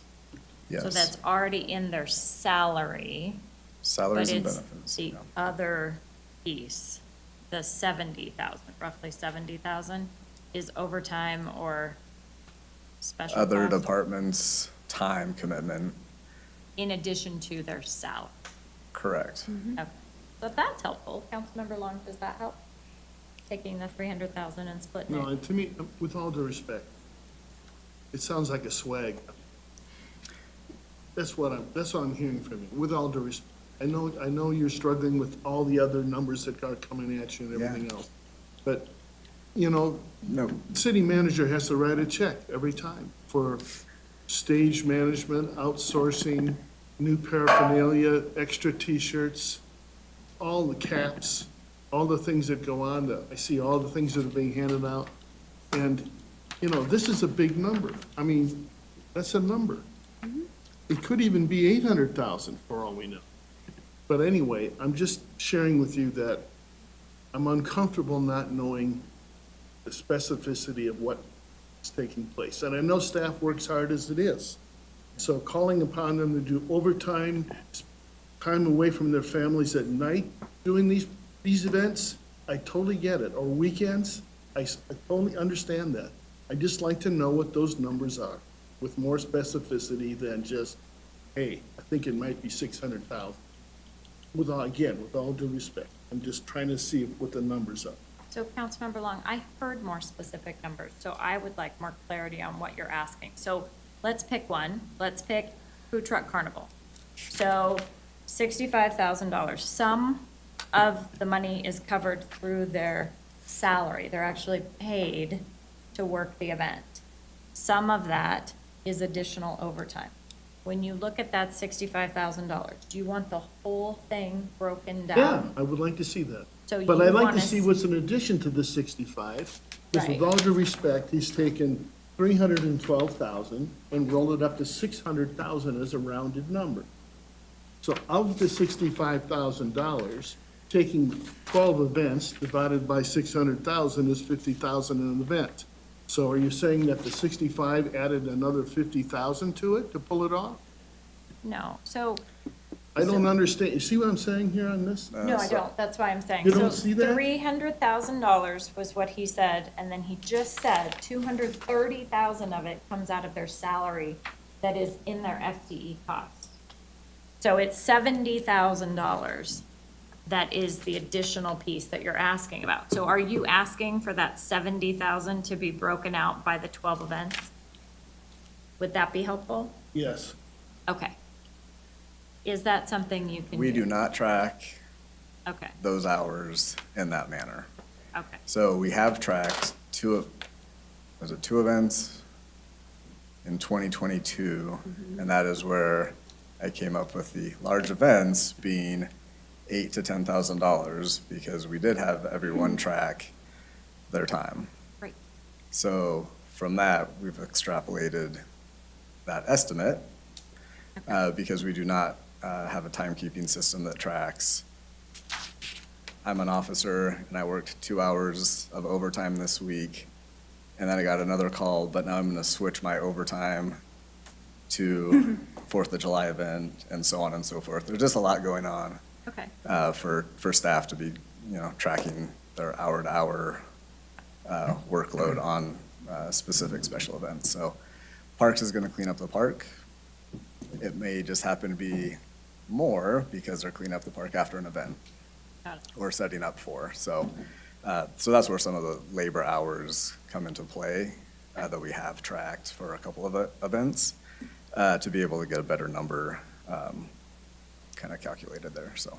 Okay. Well, I appreciate that. I think, so this was an additional ask to the budget process. It wasn't anything that was in the presentation. I appreciated the additional information and the ask, to be honest. I thought this was great to have broken out. But it doesn't sound like we have council support to move forward with this conversation. I think we can lay it to rest and move on and start with the technology department on the 20 part. Thank you, staff, for being here this whole time. Yeah. I really, really appreciate it, especially those of you that didn't get to present tonight. You were so patient. And thank you for being here. We've got 2 minutes to spare, so stretch, and we will adjourn for tonight. And we'll see everyone back next week.